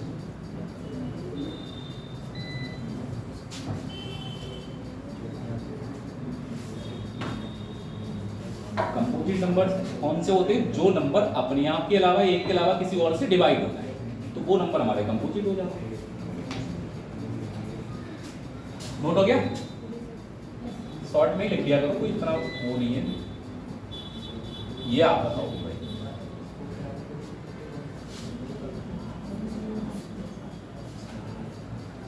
इस सवाल को आप ही बताएं। आपसे कहा गया कि कौन सा ऐसा पेयर है जो कोप्राइम नंबर्स का है, यानी कि सहभाज्य संख्या।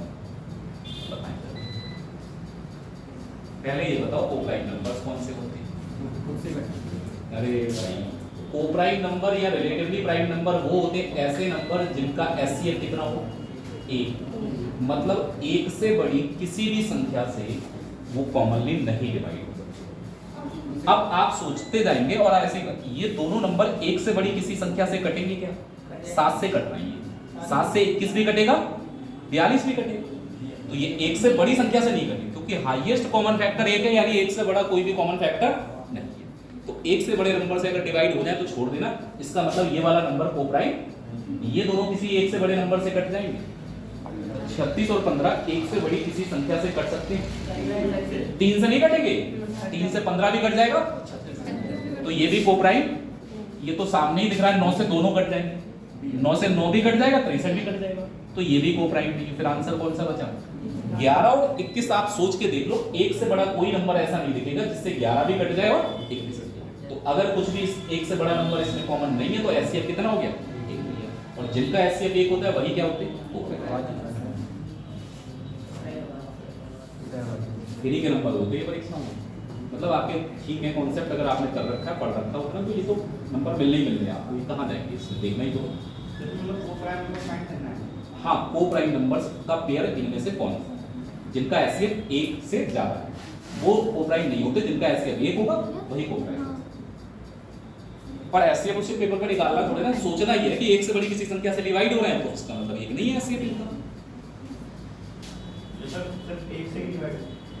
जो सिर्फ और सिर्फ एक से दोनों डिवाइड हो, एक से बड़ी किसी संख्या से ना हो। ये दोनों नंबर 9 से डिवाइड हो रहे हैं, एक से बड़ी संख्या है, इसलिए ये कोप्राइम नहीं है। ये दोनों नंबर 3 से डिवाइड हो रहे हैं, ये भी कोप्राइम नहीं है। और ये दोनों नंबर 7 से डिवाइड हो रहे हैं, ये वाले नंबर किसी से डिवाइड नहीं हो रहे हैं, ये केवल एक से ही डिवाइड हो रहे हैं।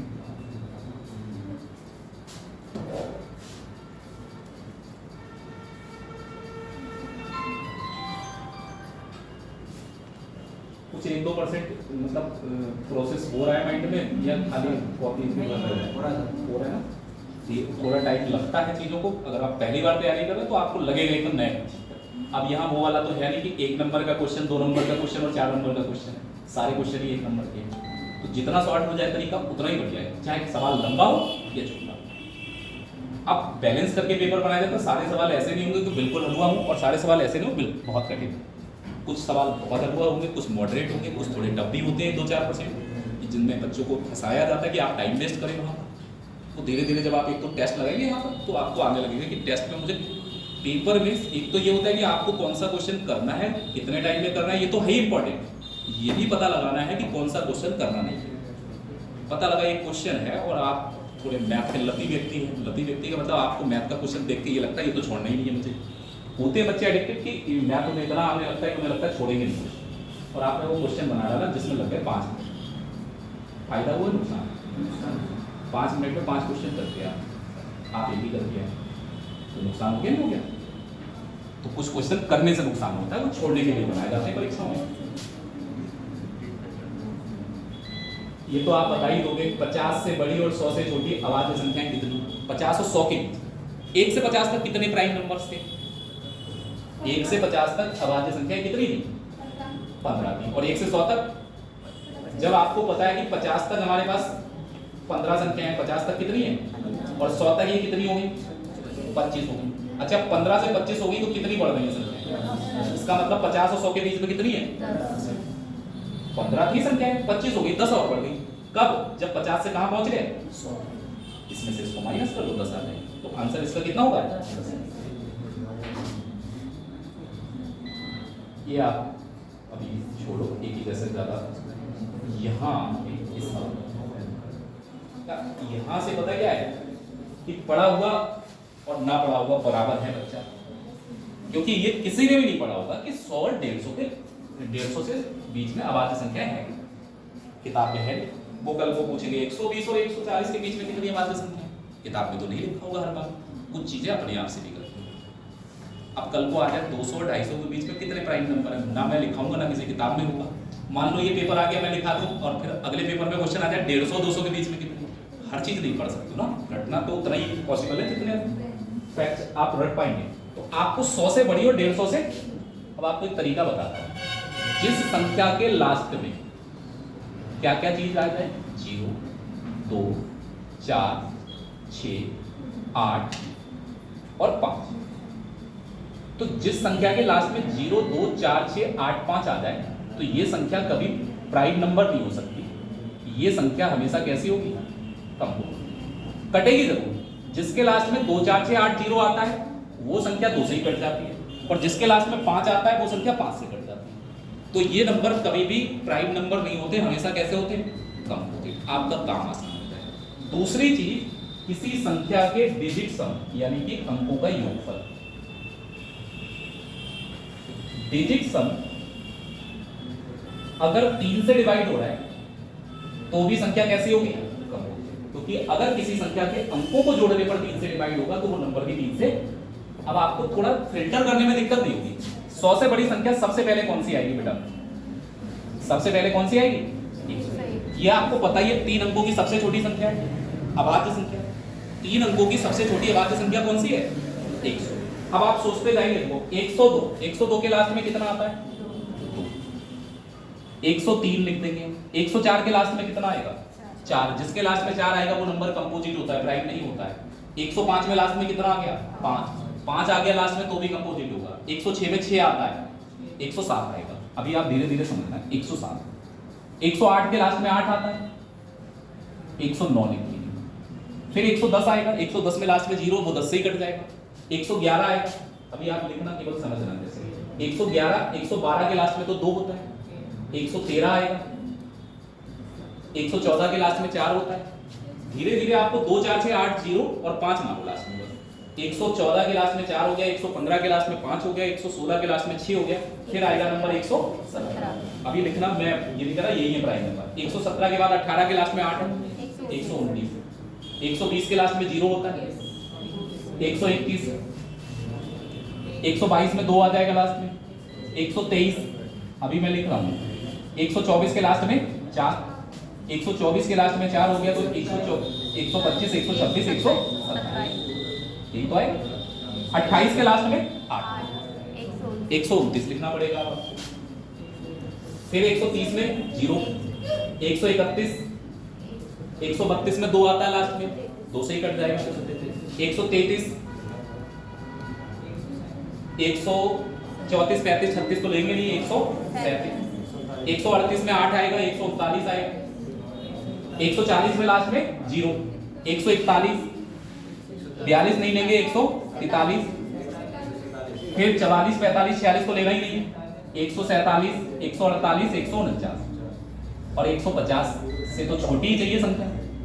मैंने ये नंबर लिखे जरूर है, लेकिन जब इतनी सारी चीजें माइंड में चलेंगी, जैसे 20 तक एक तो टेबल चलने चाहिए दिमाग में 20 तक टेबल ऐसे होने चाहिए। नंबर देख के बताओ ये नंबर इस टेबल में आता है। पहले आप देखो, अभी मैं मुझे देख रहा हूँ, ये बताओ ये नंबर किसी की टेबल में आता है, 13 की टेबल में आता है। 13 × 9 कितना होता है, तो ये नंबर तो 13 से कट जाएगा। ये नंबर 17 की टेबल में आता है 17 की टेबल में, 17 × 7 119। और कोई नंबर है 133 19 की टेबल में आता है,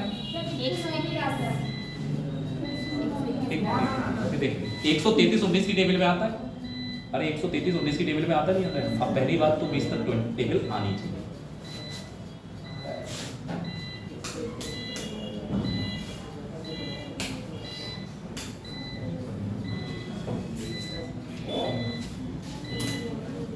बताओ 19 की टेबल में 133 आता नहीं आता है, तो ये नंबर तो लेने ही नहीं, तो किसी की टेबल में आ रहा है वो कैसे हो सकते हैं प्राइम नंबर। टेबल में आने का मतलब उस नंबर से डिवाइड हो जाएंगे। और कोई नंबर इसमें है टेबल वाला, कहाँ है भाई, दिख रहा है कोई सा नहीं। अब दूसरी बात, मैंने कहा डिजिट सम यानी अंकों को जोड़ने पर संख्या किससे कट रही है। मैं जरा जोड़ के देखता हूं, ये तो नहीं कट रहे हैं। आप देखो 1 और 1 2, 2 और 1 3, क्या 3 से कटेगा? अरे इनको जोड़ो जरा, 3 से कटेगा नहीं कटेगा? कट जाएगा, इसका मतलब ये नंबर 3 से कट रहा है। और आगे देखते 3 और 2 5, 5 और 1 6, ये भी तो 3 से कट जाएगा। 9 2 11, 11 और 1 12, ये भी 3 से कट गया। 7 3 10 1 11, 9 3 12 1 13, ये भी नहीं। 4 3 7 1 8, 4 और 2 6, ये भी 3 से। 7 4 11 और 1 12, ये भी 3 से। अब 3 से कटने वाले नंबर हट गए इसमें। अब कुछ नंबर हम ऐसे ही ऑब्जर्व करके देखिए। 101 किसी से नहीं कटता है, 103 किसी से नहीं कटेगा, 107 109 किसी से कटेगा? अरे 109 13 20 तक के पहाड़े में तो वैसे ही नहीं आता, क्या किसी से नंबर ये कटेगा? नहीं कटेगा। 113 किसी के पहाड़े में नहीं आता। 121 11 का स्क्वायर होता है। अभी आगे स्क्वायर पढ़ेंगे तो आपको पता लग जाएगा कि स्क्वायर है तो वो नंबर कटेगा ही कटेगा। 11 का स्क्वायर है तो 11 से तो कटेगा, ये 11 का स्क्वायर होता है। 127 किसी से कटेगा? नहीं कटेगा। 127 किसी भी संख्या से। 131 नहीं कटेगा। 137 नहीं कटेगा। 139 नहीं कटेगा। 143 देखो 11 से कट जाएगा। 11 से आप डिवाइड करो, 11 एकम 11, 11 तिया 33, ये नंबर किससे कट जाएगा? 11। और 149 की अगर हम बात करें तो किसी से भी ये नंबर पूरा पूरा डिवाइड नहीं होगा। तो हमारे पास कितने प्राइम नंबर बचे? 1 2 3 4 5 और क्या बचा? 6 7 8 9 और लास्ट में ये आ गया 10। यानी कि प्राइम नंबर हमारे कितने बनने हैं? 10। अब देखो इसी सवाल पे लिख लेना एक बात कि पेपर में ये सवाल आ जाए जो आपको प्राइम नंबर रटे हुए ना हो, लास्ट में टाइम बचे तो करना। पहली बात, इस सवाल के गलत होने के भी चांस है आपसे। कोई धोखे में नहीं दिखाई दिया कि नंबर कट रहा है, आप काउंट करोगे तो 10 से 11 हो गए, ऑप्शन में तो 11 मिलेगा ही मिलेगा। मान लो आपको 143 नहीं दिखता तो 11 नहीं आ जाते, गलत हो सकता है। तो ये गलत होने की प्रोबेबिलिटी है, इसलिए इस सवाल को आप स्किप करके लास्ट में अगर टाइम बचे तो कर सकते हैं। 10-20 संख्याओं में निकालना हो तब 50 का डाटा बहुत हो गया ना। 50 संख्याओं में छांटना प्राइम नंबर कितने, बड़ा मुश्किल काम है।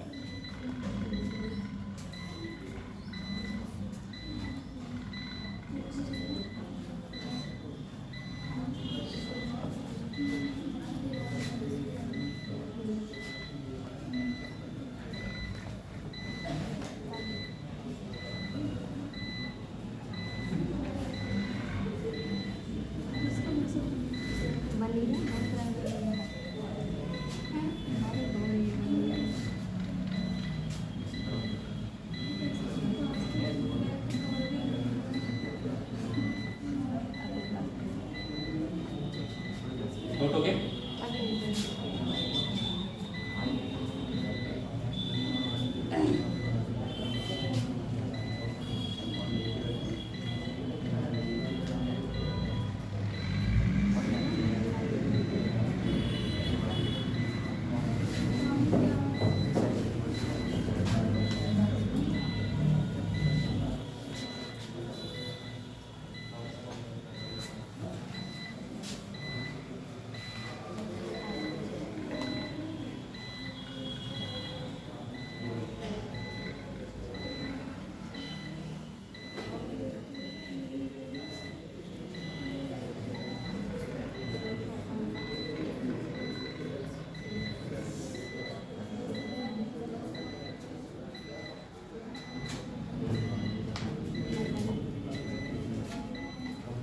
हो गया ना? तो इसमें जो मतलब सेम एक ही जैसे क्वेश्चन है उनको आप अपने आप करना, मैं ग्रुप में डलवा दूंगा ग्रुप में आप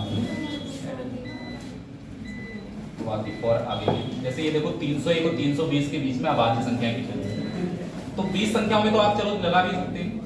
40 से छोटी अभाज्य संख्याएं कितनी? अच्छा ये मैं आपका कॉमन सेंस देखूंगा अभी, कैसे निकालोगे 40 से छोटी अभाज्य संख्याएं कितनी?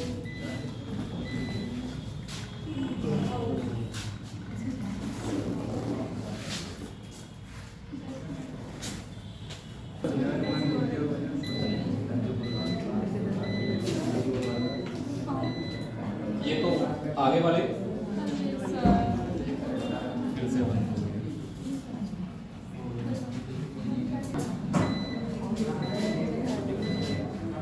ये आप अपने आप से करेंगे। जरा बताओ इसका आंसर क्या होना है? प्रत्येक अभाज्य संख्याओं के गुणनखंड कितने होते हैं? तो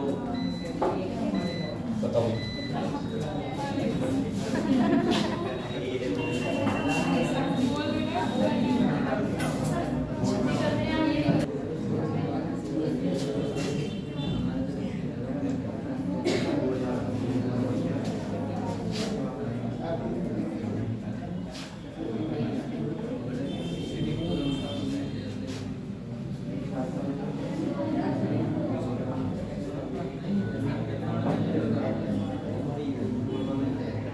कौन सा क्वेश्चन मैंने तुमसे कहा था कि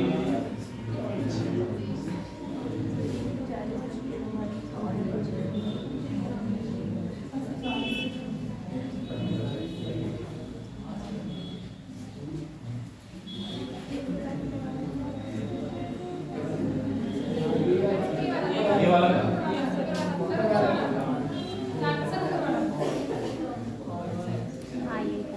ये था? ये तो मैंने, ये था प्रत्येक अभाज्य संख्या में गुणनखंड कितने होते हैं। इससे सरल सवाल क्या आएगा बताओ, कितने गुणनखंड होंगे प्रत्येक अभाज्य संख्या में? क्या भाई? अरे दो, जिनके दो गुणनखंड होते हैं वही अभाज्य संख्या होती है। तो इसमें तो कुछ ऐसा था ही नहीं। 5 अंकों की सबसे छोटी अभाज्य संख्या कौन सी है? ये बताओगे आप, बताओ कौन सी इनमें से 5 अंकों की सबसे छोटी अभाज्य संख्या है? देखो ये है 5 अंकों की सबसे छोटी अभाज्य संख्या। आपको देखो 3 अंकों तक का तो हिसाब पता है। 4 अंकों में सबसे छोटी अभाज्य संख्या कौन सी है? 1009। और बड़ी संख्या अगर पूछी जाए तो 9973। और अगर 5 अंकों में बात की जाए तो सबसे छोटी 10007 होगी। और 5 अंकों की सबसे बड़ी संख्या जो प्राइम नंबर हो वो ये। तो आपसे पूछा गया था 5 अंकों की सबसे छोटी अभाज्य संख्या, तो वो हो जाएगी 10007। ये तो सिंपल ही हो गया। पहले मैं देखूं जो सवाल मैंने ना बनाया। ये देखो ऐसे सवाल भी आ जाते हैं परीक्षाओं में। निम्नलिखित में से कौन सी संख्या अभाज्य? बच्चा दिमाग लगाते लगाते परेशान हो जाएगा, कौन सी वाली इसमें से अभाज्य है। देखो जरा इसको,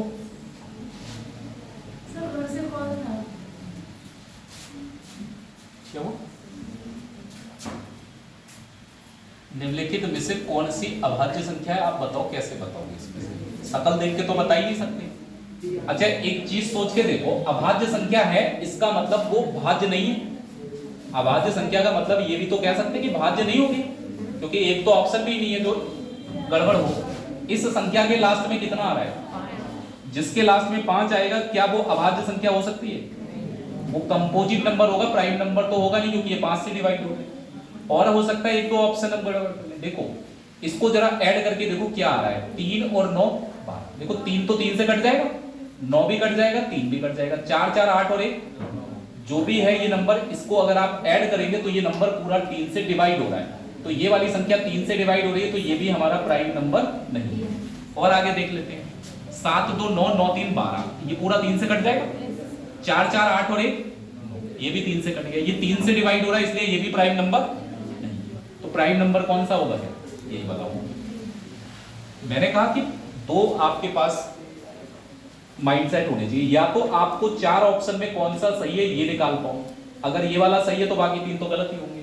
या फिर आप ये कर सकते हैं कि भाई आपको ये पता होना चाहिए 3 ऑप्शन कौन से गलत है। अगर 3 ऑप्शन गलत पता है तो ये वाला क्या होगा? सही होगा। तो हमने तो इसमें सही वाला तो देखा नहीं, हमने 3 गलत निकाले कि ये वाले नंबर प्राइम नंबर नहीं है। तो अगर ये 3 प्राइम नंबर नहीं है तो ये वाला प्राइम नंबर होगा फिर। ठीक है ना? 3 से डिवाइड नहीं होगा। क्या चीज? 3 से डिवाइड नहीं होगा। जो 20 से ही अभाज्य संख्या या प्राइम नंबर वो होती है जिसके दो ही फैक्टर होते हैं। एक तो वो अपने आप से डिवाइड होती है और दूसरा आपकी 1 से डिवाइड होती है।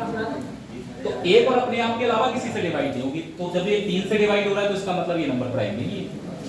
आगे देखते हैं कौन कौन से सवाल रहेंगे ठीक ठाक वाले देखते हैं। कौन सी अभाज्य संख्या, इनको बाद में बात करेंगे। ये सब वैसे ही सवाल जरा ये बताओ आप, इनमें से कौन सा कोप्राइम नंबर्स का सेट है? कौन सा सेट इनमें कोप्राइम नंबर का है? बताएं जरा। अभी बताया कुछ देर पहले, कोप्राइम नंबर कौन से होते हैं? ऐसे नंबर्स जिनका एचसीएफ कितना हो? 1। अगर कोप्राइम नंबर्स का सेट पूछ रहा है तो सीधे दिमाग में एक ही बात होनी चाहिए कि एचसीएफ जो होगा वो कितना होगा? 1 होगा। तो आप मुझे देखो इनमें से, जैसे ये 68 और 85 देखो, कोई नंबर आपके माइंड में आ रहा है जिससे ये दोनों कट रहे हो? 68 और 85 दोनों किसी नंबर से डिवाइड हो रहे हो और आपके माइंड में चल रहा हो वो नंबर। 17 की टेबल 17 की टेबल से देखो, ये दोनों डिवाइड होंगे क्या? 17 की टेबल से 68 भी डिवाइड होगा और 85 भी होगा। तो ये नंबर 17 से डिवाइड हो रहे हैं तो इनका एचसीएफ तो एक नहीं होगा, खत्म बात। 15 और 312 दोनों 3 से डिवाइड हो जाएंगे, देखो ध्यान से। 15 भी 3 से डिवाइड होगा और 312 भी 3 से डिवाइड होगा, तो ये भी कोप्राइम नहीं हो सकता। आगे देखो 143 और 169 दे रखा है, ये 13 का स्क्वायर है, यानी 13 से डिवाइड है, और ये संख्या भी 13 से डिवाइड है। ये दोनों नंबर 13 से डिवाइड हो रहे हैं, किससे डिवाइड हो रहे हैं? तो इनका भी एचसीएफ एक, तो बचा ये वाला 91 और 141 दो ऐसे नंबर हैं जो कोप्राइम होंगे, क्योंकि ये नंबर किसी भी नंबर से डिवाइड नहीं हो रहे, तो इनका एचसीएफ एक होगा। ठीक है,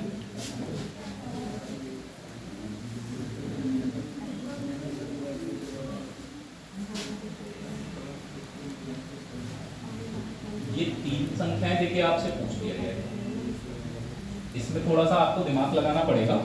ये कह रहा है 3 संख्याओं का एक सेट है और जिसमें आपको ये बताना है कि प्रत्येक पेयर एक दूसरे के साथ कोप्राइम होना चाहिए।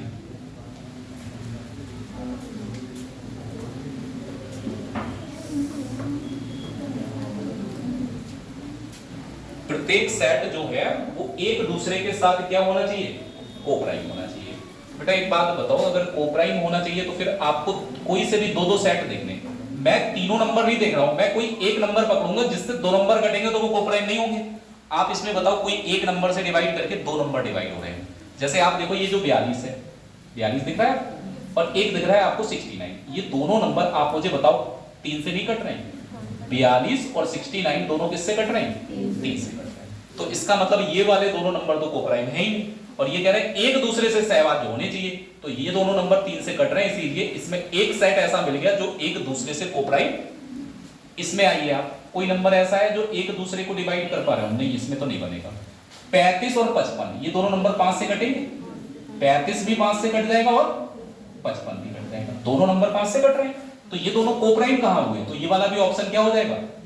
35 और 49 देखो किससे डिवाइड होंगे, तो ये भी कोप्राइम। अब आप देखो यहां पर आपको जो आंसर सही है वो ये वाला, देखो चाहे आप 21 और 32 ले लो, क्या 21 और 32 में कुछ भी कॉमन आ सकता है?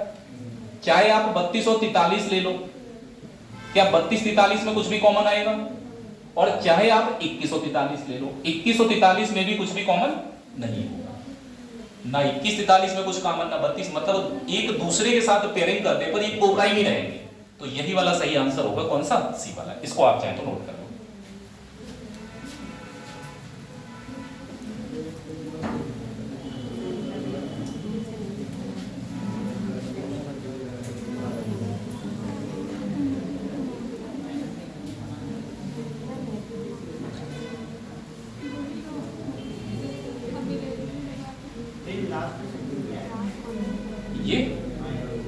ये 3 नंबर है और ये पता क्या कह रहे हैं? ये बोल रहे हैं कि प्रत्येक सेट एक दूसरे से असहवाज्य है, मतलब 21 32 के साथ भी कोप्राइम है, 21 43 के साथ भी कोप्राइम है। तो 21 को एक बार 32 के साथ लिखा, एक बार 43 के साथ। अच्छा, ये 32 और 43 भी आपस में कोप्राइम होंगे, तो 32 और 43 का पेयर, तीन ही तो पेयर बनेंगे 3 संख्याओं से, तो ये दो दो के पेयर बनाकर कोप्राइम होने चाहिए। हो गया नोट? क्या टाइम हो गया मुझे पता है, परेशान ना हो। दो क्रमागत प्राकृतिक संख्या, चलो जरा इसका आंसर बताओ आप। आपसे कहा गया दो क्रमागत प्राकृतिक संख्याएं जो हैं वो इन 4 ऑप्शन में से कौन सा सही आंसर देती है, बताओ। और मैंने उस दिन नोट करके लिखाई थी ये बात, तब आपके ये हालात हैं। दो लगातार प्राकृतिक संख्याएं हमेशा ही आपको पता है कैसी होती? कोप्राइम होती, चाहे वो 3 और 4 हो, चाहे 4 और 5 हो, चाहे 5 और, इनका एचसीएफ जो रहता है वो हमेशा 1 रहता है। तो दो लगातार प्राकृतिक संख्याओं का एचसीएफ जो होगा वो कितना होगा? 1 होगा। और अगर एचसीएफ 1 होगा तो वो संख्याएं कैसी होगी? कोप्राइम होगी। तो इसलिए सही आंसर कौन सा होगा? 2, क्योंकि इनका एचसीएफ 1 होता है। दो लगातार संख्याओं का अंतर भी तो 1 ही होता है, तो 1 से बड़ा तो एचसीएफ ऐसे ही नहीं होने का, तो 1 ही एचसीएफ है। और ये जो नंबर होगा ये कैसे होंगे? कोप्राइम।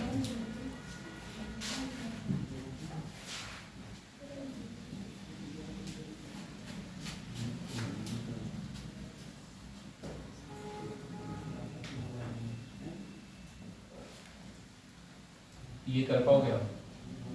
960 को दो संख्याओं एक दूसरे के साथ असहभाज्य भी होने चाहिए गुणनफल के रूप में लिखा जाए। कितने तरीके से 960 को ब्रेक करोगे तो वो एक दूसरे से कोप्राइम बनेंगे। 960 को एक दूसरे के साथ कोप्राइम रखें, इस तरीके से आपको ब्रेक करना। कैसे करोगे भाई बताओ?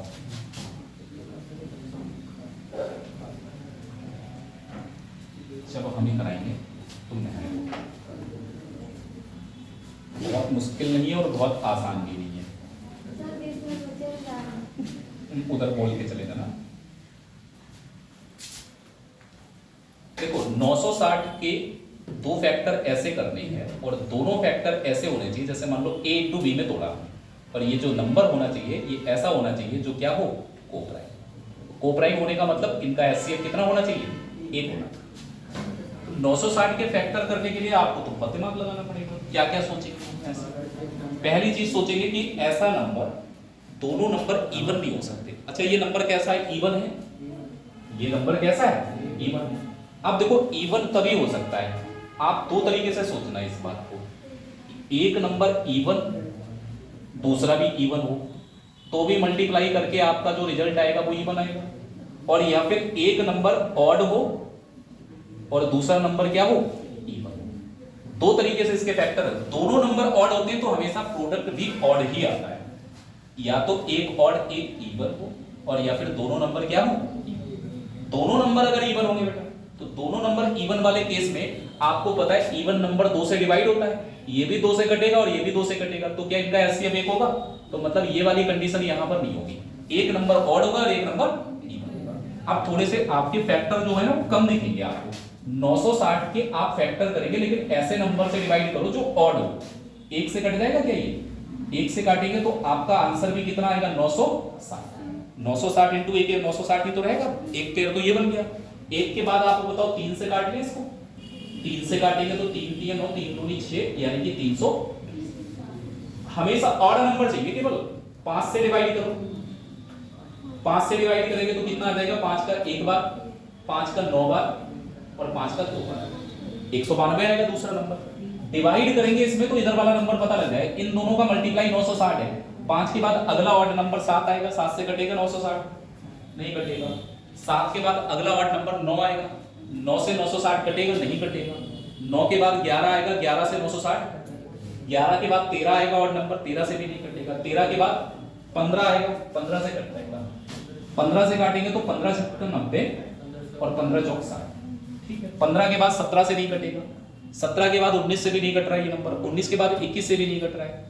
21 से जब 7 से नहीं कटा तो 21 से कैसे कट जाएगा? 21 के बाद हमारा आता है कौन सा, 23, 23 से भी नहीं कटेगा। 23 के बाद 25, 25 से भी नहीं कटेगा। 25 के बाद बताएं कौन सा नंबर आएगा, 27, 27 से ये नहीं कटेगा। जब 9 से नहीं कटा तो 27 से कैसे कटेगा? 27 के बाद 29 से नहीं कटेगा। 29 के बाद 31 से कटेगा क्या, नहीं कटेगा। 31 के बाद 32 से, सॉरी 33 से नहीं कटेगा। 33 या 99 होता है। और 33 के बाद आएगा 35, नहीं कटेगा। और सोच लो 35 के बाद 37। अच्छा एक और बात मैं बता दूं, इसके आसपास जो स्क्वायर होता है तो ये भी आपको थोड़ा सा हेल्प करेगा। जब तो नहीं पढ़े आपने, स्क्वायर जो ये होता है 30 का स्क्वायर आपको पता है कितना होता है?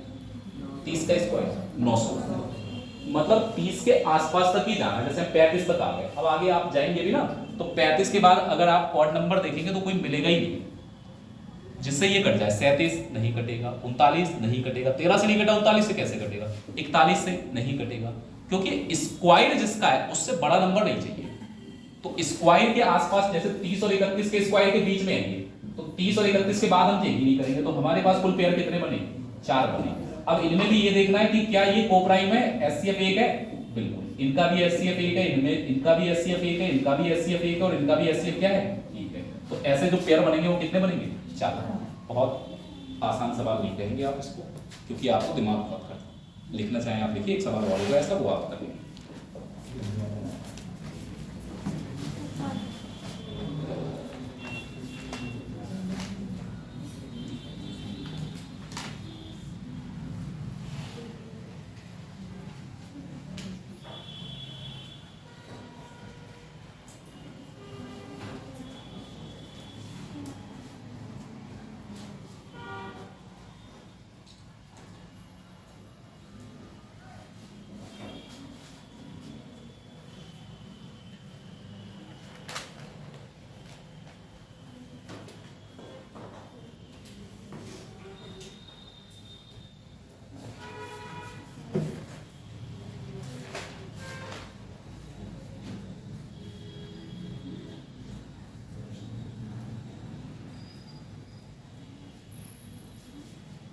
उठोगे?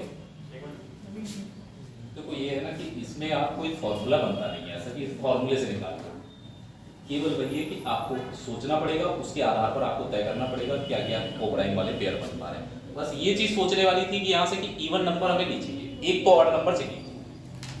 तो ऑड नंबर एक रहेगा तो फिर दूसरा वाला इवन ही आएगा, क्योंकि ऑड और इवन का मल्टीप्लाई ही इवन हो सकता है।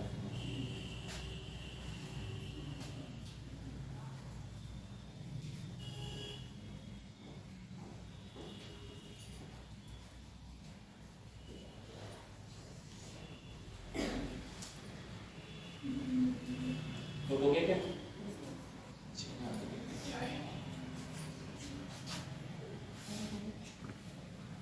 80 और 100 के बीच में जितने प्राइम नंबर होते हैं उनका टोटल करिए हो गया। 80-100 के बीच में जो जो प्राइम नंबर हो उनको ऐड करना आंसर आ जाएगा।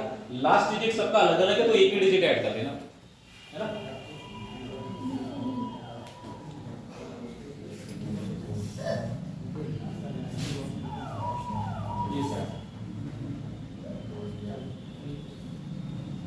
ये ना, ये सवाल भी बढ़िया था। इसको आप कैसे सोचेंगे, आप ये सोच के देखो पहले। एक तरीके से कॉन्सेप्ट बेस ही सवाल है, कोई ऐसा नहीं है कि ये कॉन्सेप्ट बेस नहीं है, ये भी कॉन्सेप्ट बेस सवाल है। तीन भिन्न अभाज्य संख्या है, मतलब तीनों की तीनों डिफरेंट नंबर है, उनको जोड़ने पर कितना आ रहा है? 44 आ रहा है। और आपको शायद ये बात नहीं पता होगी कि जब भी कभी तीन प्राइम नंबर हो, मतलब पहला भी प्राइम हो, दूसरा भी प्राइम हो और तीसरा नंबर भी प्राइम हो, जब आप इन तीनों को ऐड करते हैं और आपको कोई ये कह दे कि भैया इनका जो सम है, इनका जो टोटल है वो एक इवन नंबर है। इवन नंबर मतलब एक सम संख्या। इवन नंबर का मतलब क्या होता है? सम संख्या। अगर ये तीनों का टोटल सम संख्या है और तीनों नंबर प्राइम है तो कम से कम या तो ये तीनों सम हो तब टोटल सम आएगा, और या फिर एक सम हो और बाकी दो विषम हो। अच्छा, प्राइम नंबर में अगर हम बात करें तो कितनी ऐसी अभाज्य संख्याएं जो सम होंगी या इवन होंगी? एक ही है, वो है दो। दो के अलावा कोई प्राइम नंबर ऐसा है नहीं जो सम है, यानी प्राइम नंबर में केवल इवन वाला एक ही हो सकता है। तो मैं ये कह सकता हूं क्या ये वाला इवन होगा और बाकी ये दोनों कैसे होंगे? ऑड। बाकी दोनों कैसे होंगे? ऑड होंगे। अगर एक नंबर इवन है तो बाकी दोनों ऑड होंगे, तो फिर ये इवन नंबर ही आएगा इसका। अब आप मुझे एक बात बताएं कि इवन वाला तो मैं जानता ही हूं कि इवन नंबर अगर प्राइम है तो वो इकलौता हमारे पास कौन सा है? दो। दो के अलावा कोई इवन नंबर होता ही नहीं प्राइम नंबर में। तो ये दो है, तो आप बताओ इन दोनों का टोटल कितना होगा? अगर आप जानते हैं इस दूसरी और तीसरे प्राइम नंबर और इस पहले वाले प्राइम नंबर को ऐड करने पर कितना आ रहा था? 44। यहां टोटल कितना दे रखा है? एक तो मुझे कंफर्म है, इनमें से एक 100% दो होगा, और यही मैं आपको बता रहा कि जब भी तीन प्राइम नंबर का टोटल एक इवन नंबर बन रहा है तो एक संख्या तो उनमें से दो होगी। अब एक दो है तो बाकी इन दोनों का टोटल कितना हो जाएगा, जरा आप बताएं भाई। ये जो दूसरी और तीसरी प्राइम नंबर होगी, यानी कि दूसरी और तीसरी अभाज्य संख्या होगी, इनका जो टोटल होगा वो कितना होगा? क्योंकि एक तो दो है ही, दो उधर माइनस करोगे तो 42 बचेगा। अब सोच के देखो कौन कौन से दो प्राइम नंबर मिला के 42 बन सकता है। आपसे क्या कह रहा है? सबसे बड़ी अभाज्य संख्या, सबसे बड़ी तो निकालनी है। आप अपना भी दिमाग लगा सकते हैं, बाकी ऑप्शन का भी दिमाग लगा सकते हैं। आपको ऑप्शन का दिमाग कैसे लगेगा? ऑप्शन का दिमाग होता है, ऑप्शन का दिमाग होता है। ऑप्शन का दिमाग लगाने का मतलब ये ऑप्शन के सहारे से आप आसान। सबसे बड़ा प्राइम नंबर इनमें बताओ, सबसे बड़ा कौन सा है? 43। अगर ये वाला 43 होगा तो क्या ये बताओ कि किसी संख्या को मैं जोड़ूंगा 42 आ पाएगा? आएगा ही नहीं। इसका मतलब 43 वाली बात गलत। अब दूसरे वाले ऑप्शन पे आ जाओ। सेकंड लार्जेस्ट कौन है? 37। 37 अगर ये वाला है ना तो ये वाला 37 के साथ कितना जोड़ोगे? 5। और 37 और 5 कितना हो जाएगा? ये भी प्राइम नंबर है और ये भी कैसा है? अब अरे सॉरी 41 भी तो है। 41 में कितना जोड़े कि 42 हो जाए? एक जोड़े। अच्छा बताओ क्या एक प्राइम नंबर है? नहीं है। एक ना ही प्राइम है और ना ही कंप्लीट है, तो एक तो हो ही नहीं सकता था इस ग्रुप में, एक प्राइम नंबर नहीं है। तो इसका मतलब जो सही आंसर बनेगा वो कौन सा बनेगा? 37 और 5 है। एक संख्या 2 है, इनमें से एक संख्या 37 है और एक संख्या कौन सी है? अब जरा इनको जोड़ो कितना आ रहा है। अधिकतम पूछा है बस इसलिए ऐसा है। 2 37 और 2 39, 39 और 5 कितना हो जाएगा 44 हो जाएगा। अच्छा कोई और ऑप्शन क्या यहाँ पर सेटिस्फाइड हो सकता है 42 वाले केस में, बताओ बनेगा। अभी देखो आप 31 और 11 मिला के भी कितना होता है, ये भी हमारी दोनों प्राइम नंबर ही तो है, लेकिन आपसे पूछ रहा है कि लार्जेस्ट पॉसिबल प्राइम नंबर यानी अधिकतम कितना हो सकता था ये, तो अधिकतम कितना हो सकता है 37। तो आंसर जो होगा, अच्छा न्यूनतम पूछता तो न्यूनतम 5 होगा, अधिकतम अगर 37 है तो न्यूनतम कितना होगा 5 होगा, तो आंसर जो होगा वो कौन सा होगा 37।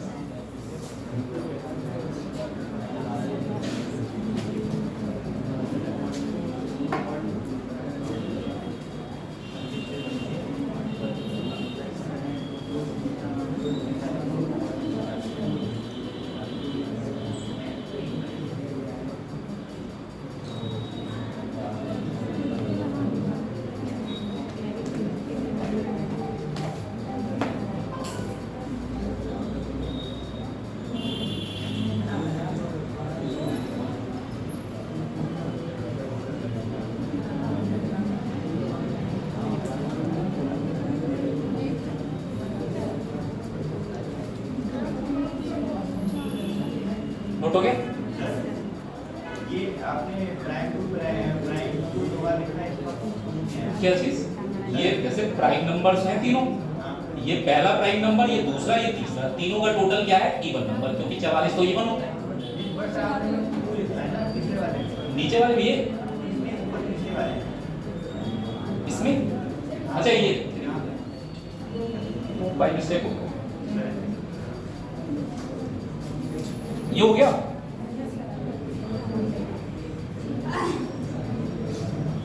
कौन बताएगा इस सवाल का आंसर, कौन सी ऐसी संख्या है जो इसमें से अभाज्य नहीं है यानी कि प्राइम नंबर नहीं है, बताओ छांट लोगे, कैसे बताओगे? ये जो नंबर है ना ये पेपर में भी रिपीट खूब होता है, ये जो नंबर है ये 7 × 11 × 13 होता है, 7 11 13 को मल्टीप्लाई करके कितना आता है 1000। तो ये नंबर जब भी दिखे शकल इसकी होगी अभाज्य वाली, लेकिन ये अभाज्य संख्या, आपको याद होगा 4 अंकों की सबसे छोटी अभाज्य संख्या थी 1009, यानी 1001 से लेके 1008 तक की सारी संख्या किसी न किसी से डिवाइड होती होगी, क्योंकि सबसे छोटी अभाज्य संख्या 1009 है।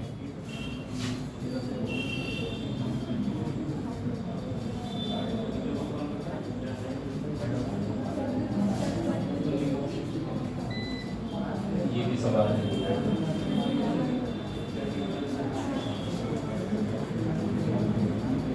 ये तो बढ़िया है सवाल, इसमें कोई दिक्कत नहीं। देखो प्राकृतिक संख्याओं के कितने युग्म ऐसे हैं कि इनके वर्गों का अंतर कितना होगा 45 होगा। अब वर्गों का अंतर अगर 45 चाहिए तो आपके पास वो दो संख्याएं कौन सी हैं जिनके वर्गों का अंतर 45 होगा, सोचना आसान नहीं है। ये पूछ रहा है ऐसे कितने पेयर हो सकते हैं जिनके स्क्वायर करने पर डिफरेंस 45 है।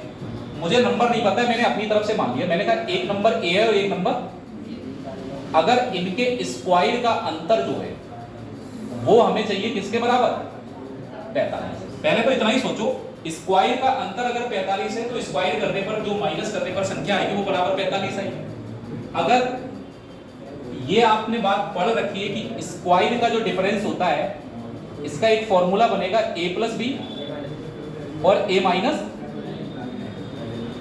ये बराबर किसके होगा 45, a² - b² बराबर ही 45 के होगा।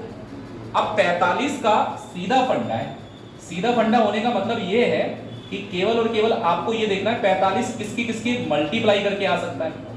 सोचो जरा, पहली बात तो 45 और 1 की मल्टीप्लाई करने पर भी 45 ही आएगा। अरे 45 की 1 से मल्टीप्लाई करेंगे कितना आएगा, उसके बाद 15 की और 3 की मल्टीप्लाई भी कितनी होती है, उसके बाद 9 और 5 की मल्टीप्लाई कितनी होती है 45। और कोई ऑप्शन है नहीं है। उसके साथ साथ एक चीज और देख लेना कि जब बात हो किसकी प्राकृतिक संख्या, तो प्राकृतिक संख्याओं का मतलब यह है कि ये दो संख्याओं का टोटल इधर वाला है और अंतर। अब आप कुछ सोचो कि 45 दो संख्याओं का टोटल आ जाए, अंतर एक आ जाए, तो कौन कौन सी दो संख्याएं होंगी। मैं तो लिख दूंगा, एक तो 23 होगी, ठीक, अगर आप देखें तो एक संख्या 23 होगी और एक संख्या होगी 22। मैंने लिख दी 23 और 22 जरा जोड़ो कितना होगा 45 और 23 में से 22 घटाएंगे तो कितना होगा 15 टोटल आ जाए और घटाने पर 3 आ जाए। तो आपकी ये संख्या जो होगी एक तो 9 होगी और दूसरी 6 होगी। 9 और 6 कितना होगा और 9 में से 6 घटाएंगे तो कितना होगा। यहां आप देख रहे हैं कि टोटल 9 होना चाहिए, यानी कि एक संख्या 7 होगी और एक संख्या 2 होगी। अब पता है कैसे आया, जब आपको ये नंबर्स चाहिए जिनको जोड़ने पर 45 आ जाए और घटाने पर कितना आ जाए, तो आप बस इन नंबर्स को एक बार जोड़ के आधा कर लो, एक बार घटा। 45 और 1 कितना होगा 46 का आधा, 23 आ गई एक संख्या, एक बार घटा दो 45 में से 1 घटाइए 44 आएगा और 44 का आधा कितना होगा, एक संख्या 23 होगी और एक संख्या 15 और 3 18, 18 का आधा और 15 में से 3 घटाएंगे तो कितना होगा 12 का आधा कितना होगा 9 और 5 कितना होगा 14, 14 का आधा और 9 में से 5 घटाओ 4, 4 का आधा। मैंने ये लिख दी, इनकी जरूरत नहीं, हमसे तो केवल ये पूछ रहा है ऐसे पेयर कितने हैं, तो एक पेयर, दो पेयर और तो 3 पेयर ऐसे संभव है, बाकी कोई चौथा पेयर नहीं है।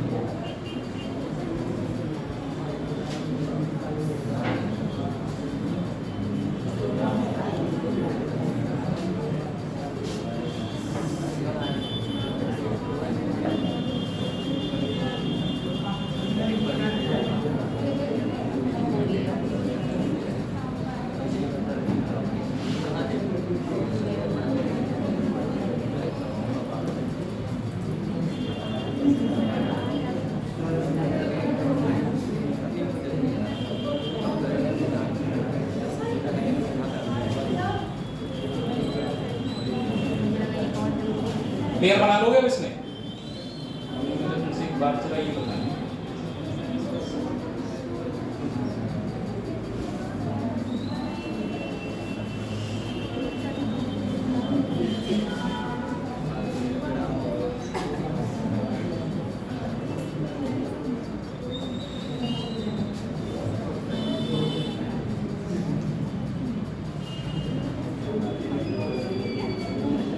जरा एक बना के बताओ, ए स्क्वायर माइनस बी स्क्वायर 48 है, आपको बताना है कितने पेयर ऐसे संभव है। सेम सवाल है, बस केवल यहाँ 45 की जगह आप ये मान लो यहाँ पर 45 की जगह कितना है 48। अब आप मुझे बताओ कितने पेयर बने।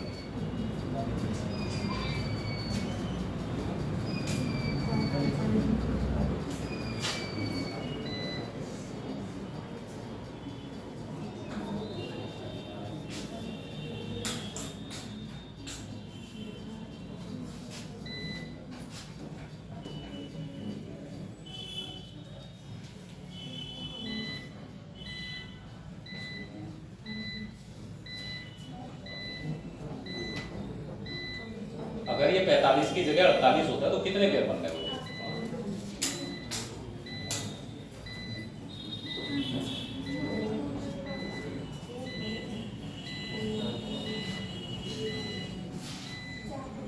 कितने? 4 पेयर। बाकी और किसी का कुछ भी जवाब हो बताएं जरा। मतलब यहाँ अगर ये जो अंतर है स्क्वायर का, अगर ये 48 होता है तो कितने पेयर बनते? पहले 4 बन गए, a प्लस बी और इधर लिखेंगे a माइनस, इनका मल्टीप्लाई करने पर कितना आ रहा है?